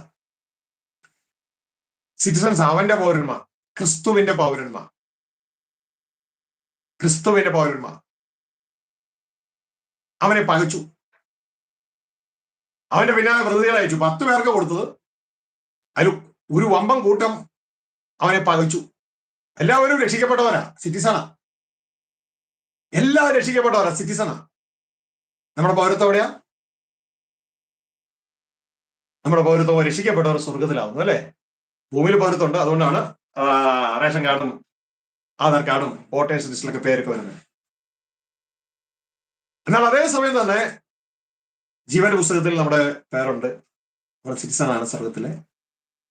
അപ്പൊ ഇവിടെ പറയാണ്, അവന്റെ പൗരന്മാർ സിറ്റിസൺ അവനെ പകച്ചു. ആര്? സഭക്കാര്. ഒരു വമ്പം കൂട്ടം, ചെറിയ കൂട്ടമൊന്നും അല്ല ഇത്. പേരിലെല്ലാവരും ക്രിസ്ത്യാനികളാ, വീട്ടിൽ ജനിച്ചവരാ. പക്ഷെ ദൈവത്തിന് അവനെ പറയുന്നു പകച്ചു. താഴേക്ക് അവന്റെ പിന്നാലെ പ്രതിനിധികളെ അയച്ചു. എന്താണ് പ്രതിനിധികളെ അയച്ചത്? അവൻ ഞങ്ങൾക്ക് രാജാവായിരിക്കുന്നത് ഞങ്ങൾക്ക് സമ്മതമല്ല എന്ന് ബോധിപ്പിച്ചു. അവൻ ഞങ്ങൾക്ക് രാജാവായിരിക്കുന്നത് ഞങ്ങൾക്ക് സമ്മതമല്ല എന്ന് ബോധിപ്പിച്ചു. നമ്മൾ ആരെങ്കിലും അങ്ങനെ ബോധിപ്പിച്ചോ? ക്രിസ്തു ഞങ്ങൾക്ക് രാജാവായിരിക്കുന്നത് സമ്മതമല്ല എന്ന് ബോധിപ്പിച്ചോ? ഇല്ല അല്ലെ? നമ്മുടെ വാഗുകൊണ്ട് പറഞ്ഞിട്ടുണ്ടാവില്ലായിരിക്കും, പക്ഷെ ജീവിതം കൊണ്ടോ? ഏകാര്യത്തിൽ നോക്കുന്നത് ജീവിതം കൊണ്ട് എന്ത് പറയുന്നു എന്നാ. ജീവിതം കൊണ്ട് എന്ത് പറയുന്നു എന്നാ. വാഗൊണ്ട് അയാൾ എന്റെ ഭർത്താവ് എന്ന് പറഞ്ഞു, പക്ഷെ ജീവിതം കൊണ്ടോ? ഇതേപോലെ വാഗൊണ്ട് യേശു എന്നെ കർത്താവെന്ന് പറഞ്ഞു, പക്ഷെ ജീവിതം കൊണ്ടോ? യേശു പറഞ്ഞിട്ടില്ലേ, നിങ്ങൾ എന്നെ കർത്താവേ കർത്താവേ എന്ന് പറയുന്നു, അല്ല വാഗൊണ്ട് പറയുന്നു, പക്ഷെ ഞാൻ പറയുന്നതൊന്നും നിങ്ങൾ അനുസരിക്കുന്നില്ലല്ലോ, ജീവിതം കൊണ്ട് പറയുന്നില്ല അല്ലെ? ലൂക്കോസ് 6:46. ഇതാണ് ക്രിസ്ത്യാനികളിൽ മേജർ ഗ്രൂപ്പ്. യേശുവിന്റെ ആളുകളാ, പക്ഷെ യേശു പറഞ്ഞത് അനുസരിക്കുന്നില്ല. യേശു പറഞ്ഞ ദൈവരാജ്യം പ്രസംഗിക്കാൻ അവർ മൈൻഡ് പോലും ചെയ്തില്ല. യേശു പറഞ്ഞ മുമ്പേ ദൈവരാജ്യം അന്വേഷിക്കാൻ നല്ലൊരു ഒന്നും മൈൻഡ് ചെയ്തില്ല. യേശു ക്രിസ്തു പറഞ്ഞ നിങ്ങൾ പ്രാർത്ഥിക്കുമ്പോൾ ഈവനും പ്രാർത്ഥിപ്പേൻ സ്വക്രിസ്തനായ ഞങ്ങളുടെ പിതാവേ ഞങ്ങളുടെ രാജ്യം വരണമേ, പലരും ഒട്ടുപോലും നോക്കത്തില്ല. നിങ്ങളെന്നെ കർത്താവേ കർത്താവേ എന്ന് പറയുന്നു, പക്ഷെ ഞാൻ പറയുന്നത് അനുസരിക്കുന്നില്ലല്ലോ. അതിനർത്ഥം നീ രാജാവായിരിക്കും ഞങ്ങൾക്ക് ഇഷ്ടമല്ല എന്ന് പ്രതിനിധികളെ അയച്ചു. താഴേക്ക് അടുത്ത് എഴുതിയിരിക്കുകയാണ്, അവൻ രാജ്യത്വം പ്രാപിച്ച് മടങ്ങി വന്നപ്പോൾ താൻ ദ്രവ്യം കൊടുത്ത ദാസന്മാർ വ്യാപാരം ചെയ്ത് എന്ത് നേടി എന്ന് അറിയേണ്ടതിന് അവരെ വിളിപ്പാൻ കൽപ്പിച്ചു. അപ്പൊ ചുമ്മാ അതുപോലെ കണക്കൊക്കെ നോക്കൂട്ടോ. അവസാനം കണക്ക് നോക്കും. ഭൂമിയിലെ യജമാനൻ കണക്ക് നോക്കാൻ പറഞ്ഞാലും സ്വർഗത്തിലെ യജമാനൻ കണക്ക് നോക്കും. ഹല്ലേലൂയ. ഭൂമിയിലെ ആളുകളെ പരിചയം നടന്നാലും സ്വർഗത്തിലെ യജമാനൻ ഒരു പരിക്കാൻ പറ്റത്തില്ല, കണക്ക് നോക്കും. വ്യാപാരം ചെയ്ത് എന്ത് നേടിയെന്ന് അറിയേണ്ടതിന് അവരെ വിളിപ്പാൻ കൽപ്പിച്ചു. ഒന്നാമത്തവൻ അടുത്തു വന്ന്, കർത്താവേ, നീ തന്ന രാത്രി കൊണ്ട് 10 രാത്രി സമ്പാദിച്ചിരിക്കുന്നു എന്ന് പറഞ്ഞു. നീ ഒന്ന് തന്നോളൂ അല്ലെ, 10 ഉണ്ടാക്കി. അവനോട് പറഞ്ഞു, നമ്മുടെ ഭാവി എന്താ? ഭൂമിയുടെ രാജാക്കന്മാരല്ലേ. അവിടെ പറയാണ് അവനോട്, നല്ല ദാസനെ, നീ അത്യല്പത്തിൽ വിശ്വസ്തനായതുകൊണ്ട് 10 പട്ടണത്തിന് മേൽ അധികാരമുള്ളവനായിരിക്കുക എന്ന് പറഞ്ഞു കൽപ്പിച്ചു. പലരുടെയും ചിന്ത നമ്മള് രാജാക്കന്മാരൊന്നും ആകത്തില്ലെന്നാ. 10 പട്ടണങ്ങളുടെ മേൽ ഭരണാധികാരിയാകാൻ പറഞ്ഞു. 10 പട്ടണങ്ങളുടെ മേൽ. കാരണം ഒന്നുകൊണ്ട് നീ 10 നേടിയില്ലേ. അപ്പൊ എന്റെ പ്രിയ മക്കളെ, ഞാൻ ചോദിച്ചോട്ടെ, ഈ ജീവിതത്തിൽ ശരിക്കും പറഞ്ഞ അടുത്ത ജീവിതത്തിന്റെ ഫൗണ്ടേഷൻ അല്ല ഈ ജീവിതം? ഒന്ന് ചിന്തിച്ചു നോക്കിയേ. അടുത്ത യഥാർത്ഥ ജീവിതത്തിന്റെ ഫൗണ്ടേഷൻ അല്ലേ ഈ ജീവിതം? ശ്രദ്ധയോടെ ജീവിക്കുക. ഹല്ലേലൂയ. വേറെ ആരെയും നോക്കല്ലേ, സാക്ഷികളുടെ സമൂഹത്തെ നോക്കല്ലേ, വിശ്വാസത്തിനായ ഒരു പൂർത്തിവർത്തനായ യേശുവെ നോക്ക. സാക്ഷികളുടെ സമൂഹത്തെ നോക്കിയാൽ വീണു പോകും, യേശുവെ നോക്കിയാൽ നീ ജയിക്കും. ഹല്ലേലൂയ. വീണ്ടും പറയാണ് അടുത്ത ആള്, രണ്ടാമത്തവൻ വന്നു, കർത്താവേ, നീ തന്ന രാത്രി കൊണ്ട് 5 രാത്രി സമ്പാദിച്ചിരിക്കുന്നു എന്ന് പറഞ്ഞു. നീ തന്ന രാത്രി കൊണ്ട് 5 രാത്രി പറയാണ്. അപ്പൊ 10 പട്ടണം കിട്ടുവനെ ഇല്ല. അവിടെ എഴുതിയിരിക്കുകയാണ്, നീ 5 പട്ടണത്തിന് മേൽവിചാരനായിരിക്കുക എന്ന് അവനോട് കൽപ്പിച്ചു. അപ്പൊ ഇത് ക്ലിയർ ആക്കിയില്ലേ? ഈ ലോക ജീവിതത്തിൽ നമ്മുടെ പെർഫോമൻസ് എങ്ങനെയാണോ അതനുസരിച്ചിട്ടാണ് നമ്മുടെ നിത്യമായ ഭാവി. പിടുത്തം കിട്ടിയോ? ഒന്നുകൊണ്ട് 10 നേടിയവന് 10 പട്ടണങ്ങളുടെ മേൽ ഭരണാധികാരി, ഒന്നുകൊണ്ട് 5 നേടിയവന് 5 പട്ടണങ്ങളുടെ മേൽ ഭരണാധികാരി. ആരുടെ കീഴിൽ? ക്രിസ്തുവിന്റെ കീഴിൽ. മനസ്സിലായോ? ഇനി അടുത്തവരെ കണ്ടോട്ടോ. 10 പേരല്ലേ, 2 പേരെ കഴിഞ്ഞു, മൂന്നാമത്തെ വരും അടുത്തത്. മറ്റൊരുവൻ വന്നു, കർത്താവേ, ഇതാ നിന്റെ റാത്തൽ, ഞാൻ അത് ഒരു ഉറുമാലിൽ കെട്ടിവെച്ചിരുന്നു. നീ വെക്കാത്തത് എടുക്കുകയും വിതയ്ക്കാത്തത് കൊയ്യുകയും ചെയ്ത കഠിന മനുഷ്യനാകൊണ്ട് ഞാൻ നിന്നെ ഭയപ്പെട്ടു എന്ന് പറഞ്ഞു. അവനോട്, ദുഷ്ടദാസനെ, നിന്റെ വായിൽ തന്നെ ഞാൻ നിന്നെ ന്യായം തിരിക്കും. ഞാൻ വെക്കാത്തത് എടുക്കുകയും വിതയ്ക്കാത്തത് കൊയ്യുകയും ചെയ്ത കഠിന മനുഷ്യനെന്ന് നീ അറിഞ്ഞുവല്ലോ. ഞാൻ വന്ന് എന്റെ ദ്രവ്യം പലിശയോടുകൂടി വാങ്ങിക്കൊള്ളേണ്ടതിന് അത് നാണ്യപീഠത്തിൽ ഏൽപ്പിക്കാഞ്ഞത് എന്ത്? പിന്നെ അവൻ അരികെ നിൽക്കുന്നവരോട്, ആ റാത്തൽ അവന്റെ പക്കൽ നിന്ന് എടുത്ത് 10 റാത്തൽ ഉള്ളവന് കൊടുപ്പിനെന്ന് പറഞ്ഞു. കർത്താവേ, അവന് 10 റാത്തൽ ഉണ്ടല്ലോ എന്ന് അവർ പറഞ്ഞു. ശ്രദ്ധിക്കുക, അവൻ ഇത്ര ഉണ്ടല്ലോ, അവന് ഇത്ര ഉണ്ടല്ലോ, ഇനി എന്തിനാ അവന് കൊടുക്കണേ? അവന് ഇത്ര ഉണ്ടല്ലോ. പറഞ്ഞ ഓർക്കുന്നുണ്ടോ? അന്ന് ഉണ്ടല്ലേ? അവൻ ഇത്ര ഉണ്ടല്ലോ, പിന്നെ എന്തിനാ അവന് കൊടുക്കണേ? പക്ഷെ കർത്താവിന് മനസ്സിലുണ്ടോ? ഉള്ളവന് ഏവനും കൊടുക്കും, ഇല്ലാത്തവരുടെ ഉള്ളതും കൂടെ എടുത്തു കളയും എന്ന് ഞാൻ നിങ്ങളോട് പറയുന്നു. ഉള്ളവന് ഏവനും കൊടുക്കും. ട്രേഡ് ഉള്ളവന്, ട്രേഡ് ഉള്ളവന്. ഒന്നുകൊണ്ട് 10 ഉണ്ടാക്കിയില്ലേ, അതാണ് ട്രേഡ്. ഉള്ളവന് വീണ്ടും കൊടുക്കും. ഞാൻ എപ്പോഴും പറയാറുണ്ട്, ഞാനൊരു പാട്ടുകാരനൊന്നും അല്ല കേട്ടോ. എനിക്ക് ഒന്നും അറിഞ്ഞൂടെ ഇതിനെക്കുറിച്ച്. പാട്ടിന്റെ ABC അറിയത്തില്ല. പക്ഷേ എന്റെ പേരിൽ പാട്ട് പുസ്തകം റിലീസ് ചെയ്യപ്പെട്ടു. ഞാനായിട്ട് ചെയ്തതല്ല. എന്റെ പേരിൽ CD റിലീസ് ചെയ്യപ്പെട്ടു. ഞാനായിട്ട് ചെയ്തതല്ല. എനിക്ക് ദൈവം തരുന്ന ചിന്തകള് അതൊരു പാട്ട് രൂപത്തിൽ ദൈവം എന്റെ വണ്ടിയിലിട്ട് ഞാൻ കേൾക്കാൻ തുടങ്ങിയപ്പോ വണ്ടി കയറിയവര് അതെടുത്തുകൊണ്ട് പോയി, അവര് അത് CD-യിലാക്കി, പുസ്തകമാക്കി. ഇപ്പൊ നിരന്തരം ദൈവം പാട്ട് വന്നുകൊണ്ടിരിക്കുക. ഞാൻ പാട്ടുകാരനല്ല, ആരോ ഇട്ടിട്ട് പോയതാ.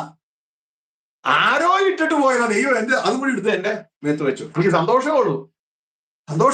ഞാൻ ദൈവത്തോട് വയ്ക്കുന്ന ഒറ്റ കാര്യം, ദൈവമേ, മനസ്സും ആരോഗ്യവും തരിക. മനസ്സും ആരോഗ്യവും, ബാക്കി കാര്യങ്ങളെല്ലാം ദൈവം ചെയ്യും. ദൈവത്തിന് വേണ്ടി നിലകൊള്ളാൻ. അപ്പൊ എന്റെ പ്രിയ സഹോദരങ്ങളെ, അപ്പൊ ഈ പറഞ്ഞതിന്റെ കാര്യം എന്ന് പറഞ്ഞാൽ, ഈ പലരും ഈ പാട്ടൊക്കെ റിലീസ് ചെയ്യുമ്പോൾ അവർ ഇതിന്റെ ചോദിക്കേണ്ട രാഗം എന്താ, താളം എന്താ, പല്ലവി എന്താ. പക്ഷെ എനിക്ക് ഇതൊന്നും അറിയത്തില്ല. പക്ഷെ പാട്ട് പുറത്തേക്ക് വരും. മനസ്സിലായോ? ഇനി അതൊക്കെ ശരിയായിട്ട് പഠിക്കണം യഥാർത്ഥത്തില്. കാരണം പഠിക്കാനുള്ള സമയം കിട്ടുന്നില്ല. കാരണം പുതിയ ദൈവം ഇങ്ങനെ തന്നുകൊണ്ടേയിരിക്കുക. അപ്പൊ ഇവിടെ പറയുന്നതിന് കാരണം, ഉള്ളവന് ഏവനും കൊടുക്കും, ഇല്ലാത്തവർ ഉള്ളതും കൂടെ, അതായത് ട്രേഡിങ് ഇല്ല എങ്കിൽ ഉള്ളതും കൂടെ എടുത്തു കളയുമെന്ന് ഞാൻ നിങ്ങളോട് പറയുന്നു. ആരായി? രാജാവ് ക്രിസ്തുവാ പറയണേ. താഴേക്ക് ഇനിയാണ് അപകടം പിടിച്ച സംഭവം. അപ്പൊ 3 പേരുടെ ചോദ്യം കഴിഞ്ഞു. 3 പേരുള്ള കഴിഞ്ഞു. ആദ്യത്തെ ആൾക്ക് 10 പട്ടണങ്ങൾ ഭരിക്കാൻ കിട്ടി. രണ്ടാമത്തെ ആൾക്ക് 5 പട്ടണങ്ങൾ ഭരിക്കാൻ കിട്ടി. മൂന്നാമത്തെ ആൾക്ക് ഒന്നും കിട്ടിയില്ല. ഹല്ലേലൂയ. ഇനി ഉള്ളതും കൂടി പോയി. ഇനി ഇനി നോക്കിയോട്ടോ, ബാക്കി ഇനി എത്ര പേരുണ്ട്? 7 പേരുണ്ട് ഇനി, അല്ലെ? കർത്താവ് വേറെ അവിടെ ചോദിക്കാൻ നിന്നില്ല. കർത്താവ് ഭയങ്കര മറവി പോലെ നമുക്ക് തോന്നും. ചോദിക്കാനൊന്നും നിന്നില്ല. കർത്താവ് പറഞ്ഞൊരൊറ്റ കാര്യമുള്ളൂ, ഞാൻ രാജാവായിരിക്കുന്ന ഇഷ്ടമില്ലാത്ത ശത്രുക്കളായ ഈ സിറ്റിസൺസ് ഇല്ലേ, ഇവരെ എന്റെ മുമ്പിൽ കൊണ്ടുവന്ന് വെട്ടി കൊന്നു കളഞ്ഞാൽ. നോക്കിയേ, സിറ്റിസണിന് പറ്റുന്ന കാര്യം കണ്ടോ? സിറ്റിസണിന് പറ്റുന്ന കാര്യം കണ്ടോ?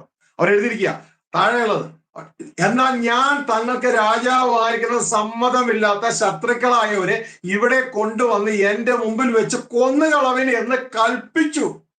രാജകൽപ്പനയാ. ഇത് പറഞ്ഞിട്ട് നെഗോസിയേഷൻ ഒന്നുമില്ല.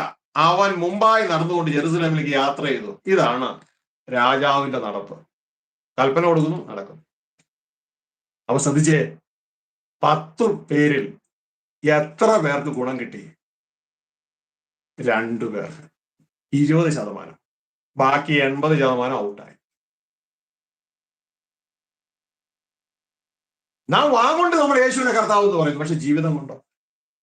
ഈ 7 പേര് 70% ജീവിതം കൊണ്ട് യേശുവിനെ കർത്താവ് എന്ന് പറയുന്നവരായിരുന്നില്ല. ലൂക്കോസ് സുവിശേഷം 6-ാം അധ്യായത്തിലേക്ക് നമ്മൾ കടന്നു വരുമ്പോൾ നമുക്ക് അവിടെ കാണാൻ കഴിയുന്ന ഒരു കാര്യം എന്ന് പറയുന്നത്, അതിന് 46-ാം വാക്യം ഒന്നുറക്കെ വായിച്ചു സിസ്റ്ററെ.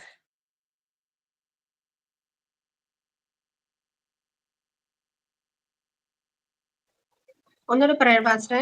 6:46, ലൂക്കോസ് 6:46.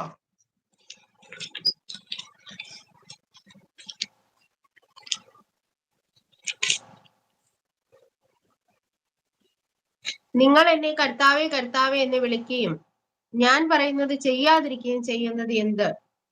കേട്ടോ കേട്ടോ സഹോദരങ്ങളെ, നിങ്ങൾ കേട്ടോ, നിങ്ങൾ എന്നെ കർത്താവ് എന്ന് പറയുന്നു, എന്റെ സിറ്റിസണാ, ഓക്കെ, പക്ഷെ പ്രാക്ടിക്കലി ഇല്ല. വാ കൊണ്ട് പറയുന്നു, ജീവിതം കൊണ്ടില്ല. ഞാൻ പറയുന്നത് ചെയ്യുന്നില്ല. എന്താണ് അവരുടെ റിസൾട്ട്? കർത്താവ് പറയുന്നു, ഞാൻ രാജാവായിരിക്കുന്നത്, അതായത് കർത്താവ് രാജാവ്, സമ്മതമല്ലാത്ത ഇവരെ എന്റെ മുമ്പിൽ കൊന്നുകളയും. അല്ല ദൈവദാസന്മാരെ, ദൈവമക്കളെ, നമ്മളുടെ ജീവിതം ജയകരമായിരിക്കണം. ദൈവത്തിന്റെ വചനത്തിൽ ഇങ്ങനെയാ പറയുന്നത്, ജയിക്കുന്നവരത് അവകാശമായി കിട്ടും. ജയിക്കുന്നവർ, വെളിപ്പാട് 21:7. രക്ഷിക്കപ്പെട്ടു, നല്ല കാര്യം, അതുകൊണ്ട് മാത്രം അവകാശം കിട്ടണമെന്നില്ല. രക്ഷിക്കപ്പെട്ടത്, വീണ്ടും ജനിച്ചത് അവകാശം കിട്ടാൻ വേണ്ടിയാ. അവകാശം കിട്ടാൻ വേണ്ടിയാ. പത്രോസ് ലേഖനത്തിൽ 1-ാം അധ്യായത്തിൽ ഇങ്ങനെയാ പറയുന്നത്, ക്ഷയം, മാലിന്യം, വാട്ടം എന്നിവ ഇല്ലാത്ത അവകാശത്തിനായി ഒരവകാശം, അതിനായി ഇപ്പോൾ വീണ്ടും ജനിച്ചിരിക്കുന്നു. അപ്പൊ വീണ്ടും ജന്മം കൊണ്ട് തീരുന്നില്ല, ആ അവകാശത്തിലേക്ക് എത്താം. വെളിപ്പാട് 27 പറയുന്നു, ജയിക്കുന്നവൻ ഇത് അവകാശമായി. അതുകൊണ്ട് എന്റെ പ്രിയ സഹോദരങ്ങളെ, നമ്മളെല്ലാം ജയം പ്രാപിപ്പാൻ തക്കവണ്ണം ഒരുങ്ങുക. സ്വർഗത്തിൽ പാടുന്ന ഈ പാട്ട് നമ്മളും ഈ ഭൂമിയിൽ നമ്മുടെ ജീവിത അവസാനം വരെ പാടിക്കൊണ്ടിരിക്കും. നമ്മുടെ ഭാവിയാണ്, നമ്മുടെ ഭാവിയാണ്. ആ പാട്ട് ഇതിന്റെ താഴെ ലിങ്കില് കൊടുക്കും. നിങ്ങൾ അത് വീണ്ടും വീണ്ടും കേൾക്കുക, മനസ്സിലാക്കുക. നമ്മുടെ ഭാവിയാണ് സ്വർഗത്തിൽ പാടുന്നത്. ഭൂമിയിൽ നാം പാടണം. പിശാച് അത് പാടിക്കാൻ സമ്മതിക്കത്തില്ല. എന്നാൽ നാം ബൈ ഫോഴ്സ് അത് നമ്മുടെ ജീവിതത്തിൽ ഏറ്റെടുത്ത് എന്റെ ഭാവിയാണ് ഇതെന്ന് മനസ്സിലാക്കിക്കൊണ്ട് പാടുവാൻ തയ്യാറാക്കുക. നമ്മുടെ കണ്ണുകളിലേക്ക് കേട്ട വചനത്തിന്റെ മുമ്പാകെ നമുക്ക് നമ്മളെ തന്നെ ദൈവകരങ്ങളിലേക്ക് ഏൽപ്പിക്കാം. പ്രാർത്ഥിക്കാം. സ്വർഗസ്ഥ പിതാവേ, നന്ദിയോടെ ഞങ്ങളെ സ്തോത്രം ചെയ്യുന്നു. ഞങ്ങളുടെ ഭാവിയെ കുറിച്ച് സ്വർഗത്തിലെ മൂപ്പന്മാരും ജീവികളും സ്വർഗത്തിലെ കൊയർ പാടുന്നു. ആ പാട്ട് ഞങ്ങളുടെ ഭാവിയെ കുറിച്ചാണ് ഞങ്ങൾ തിരിച്ചറിഞ്ഞില്ല. ഞങ്ങളുടെ ഹൃദയങ്ങൾ കുരുടാക്കപ്പെട്ടിരുന്നു. യേശു ക്രിസ്തു ഞങ്ങളെ തന്റെ രക്തം കൊടുത്ത് സ്വർഗസ്ഥ പിതാവിനായി വിലയ്ക്ക് വാങ്ങിയെന്നും ഞങ്ങളെ രാജാക്കന്മാരായും പുരോഹിതന്മാരായും ദൈവത്തിനു വേണ്ടി വിലയ്ക്ക് വാങ്ങിയെന്നും ഞങ്ങൾ ഭൂമിയെ വാഴുന്നു എന്നുള്ള പാട്ട് സ്വർഗത്തിൽ പാടുമ്പോൾ അത് ഭൂമിയിലും പാടുവാൻ പ്രിയ നല്ല പിതാവേ ആ ലക്ഷ്യത്തിൽ ഞങ്ങൾ എത്തിച്ചേരുവാൻ ഞങ്ങൾ ഏവരെ സഹായിക്കണമേ. ഈ മക്കളെ ഏവരെയും അങ്ങയുടെ കരങ്ങളിൽ ഏൽപ്പിക്കുന്നു. അവരുടെ ഹൃദയങ്ങളെ അങ്ങ് തുറന്നു കൊടുത്തതിനായി നന്ദിയോടെ സ്തോത്രം. ഇനിയും ഈ ശബ്ദ കാഴ്ച പ്രതിയിൽ ശ്രമിക്കുന്ന ഏവരെയും അങ്ങയുടെ കരങ്ങളിൽ ഏൽപ്പിക്കുന്നു. അങ്ങ് അവരുടെ ഹൃദയങ്ങളെ തുറന്നു കൊടുത്താട്ടെ. എന്റെ പ്രിയ നല്ല പിതാവേ, ഈ ശാരീരികമായ ബലഹീനതയിലും ഈ സന്ദേശം അറിയിപ്പാൻ അങ്ങ് തന്ന ബലത്തിനായി നന്ദിയോടെ സ്തോത്രം. പ്രിയ നല്ല പിതാവേ, എന്നെ ശക്തനാക്കുന്നവൻ മുഖാന്തരം ഞാൻ സകലത്തിനും മതിയായി എന്നിട്ടുള്ള അങ്ങയുടെ വചനത്തിനായി നന്ദിയോടെ സ്തോത്രം. Thank you father. ഒരുക്കപ്പെട്ട ഈ ചാനലിനായി, ഗോസ്പൽ ടിവിക്കായി, ദാസനായി ദാസിക്കായി ചേർന്ന് പ്രവർത്തിക്കുന്ന എല്ലാവർക്കുമായ സ്തോത്രം. എന്റെ നാമത്തിൽ ഒരു അനുഗ്രഹം, നിത്യ ഒരു അനുഗ്രഹമായി തീരുവാനിടയാകട്ടെ. സർവമഹത്വവും അപ്പാ ഞങ്ങൾ അങ്ങേക്ക് തരും. ഒരു എനിക്കായി സ്തോത്രം യേശു ക്രിസ്തുവിൻ നാമത്തിൽ തന്നെ. ആമേൻ, ആമേൻ, ആമേൻ. നിങ്ങളെ ഒരു അനുഗ്രഹിക്കട്ടെ, സഹായിക്കട്ടെ, കൂട്ടായിരിക്കട്ടെ. നിങ്ങളുടെ സകല ആവശ്യങ്ങൾ വരും ദൈവത്തിന്റെ മഞ്ഞും മഴയും അയക്കപ്പെടുവാനിടയാകട്ടെ. ആമേൻ, ആമേൻ. Glory to God. Thank you very much, sister. ദൈവം അനുഗ്രഹിക്കട്ടെ, സഹായിക്കട്ടെ. Thank you pastor. ദൈവനാമത്തിന് മഹത്വം. ഇത്രത്തോളം സമയം ഈ ചാനലിനോടൊപ്പം ആയിരിക്കുന്ന എല്ലാ പ്രിയപ്പെട്ടവർക്കും പ്രത്യേകം നന്ദി അറിയിക്കുന്നു. അതുപോലെ തന്നെ അനുഗ്രഹിക്കപ്പെട്ട ഒരു സന്ദേശം കേൾക്കുവാന്റെ ഗുണം ദൈവം തന്റെ ദാസനിലൂടെ നമുക്ക് ഇടയാക്കിയതിനായി ഞാൻ ദൈവത്തെ സ്തുതിക്കുന്നു. അതിനുള്ള പ്രത്യേക നന്ദി, കർത്താവിന്റെ ദാസനോടുള്ള പ്രത്യേക നന്ദി അറിയിക്കുന്നു. തുടർന്നും ദൈവം നമ്മെ ധാരാളമായി അനുഗ്രഹിക്കട്ടെ. Thank you. Thank you very much. Lord, I love you.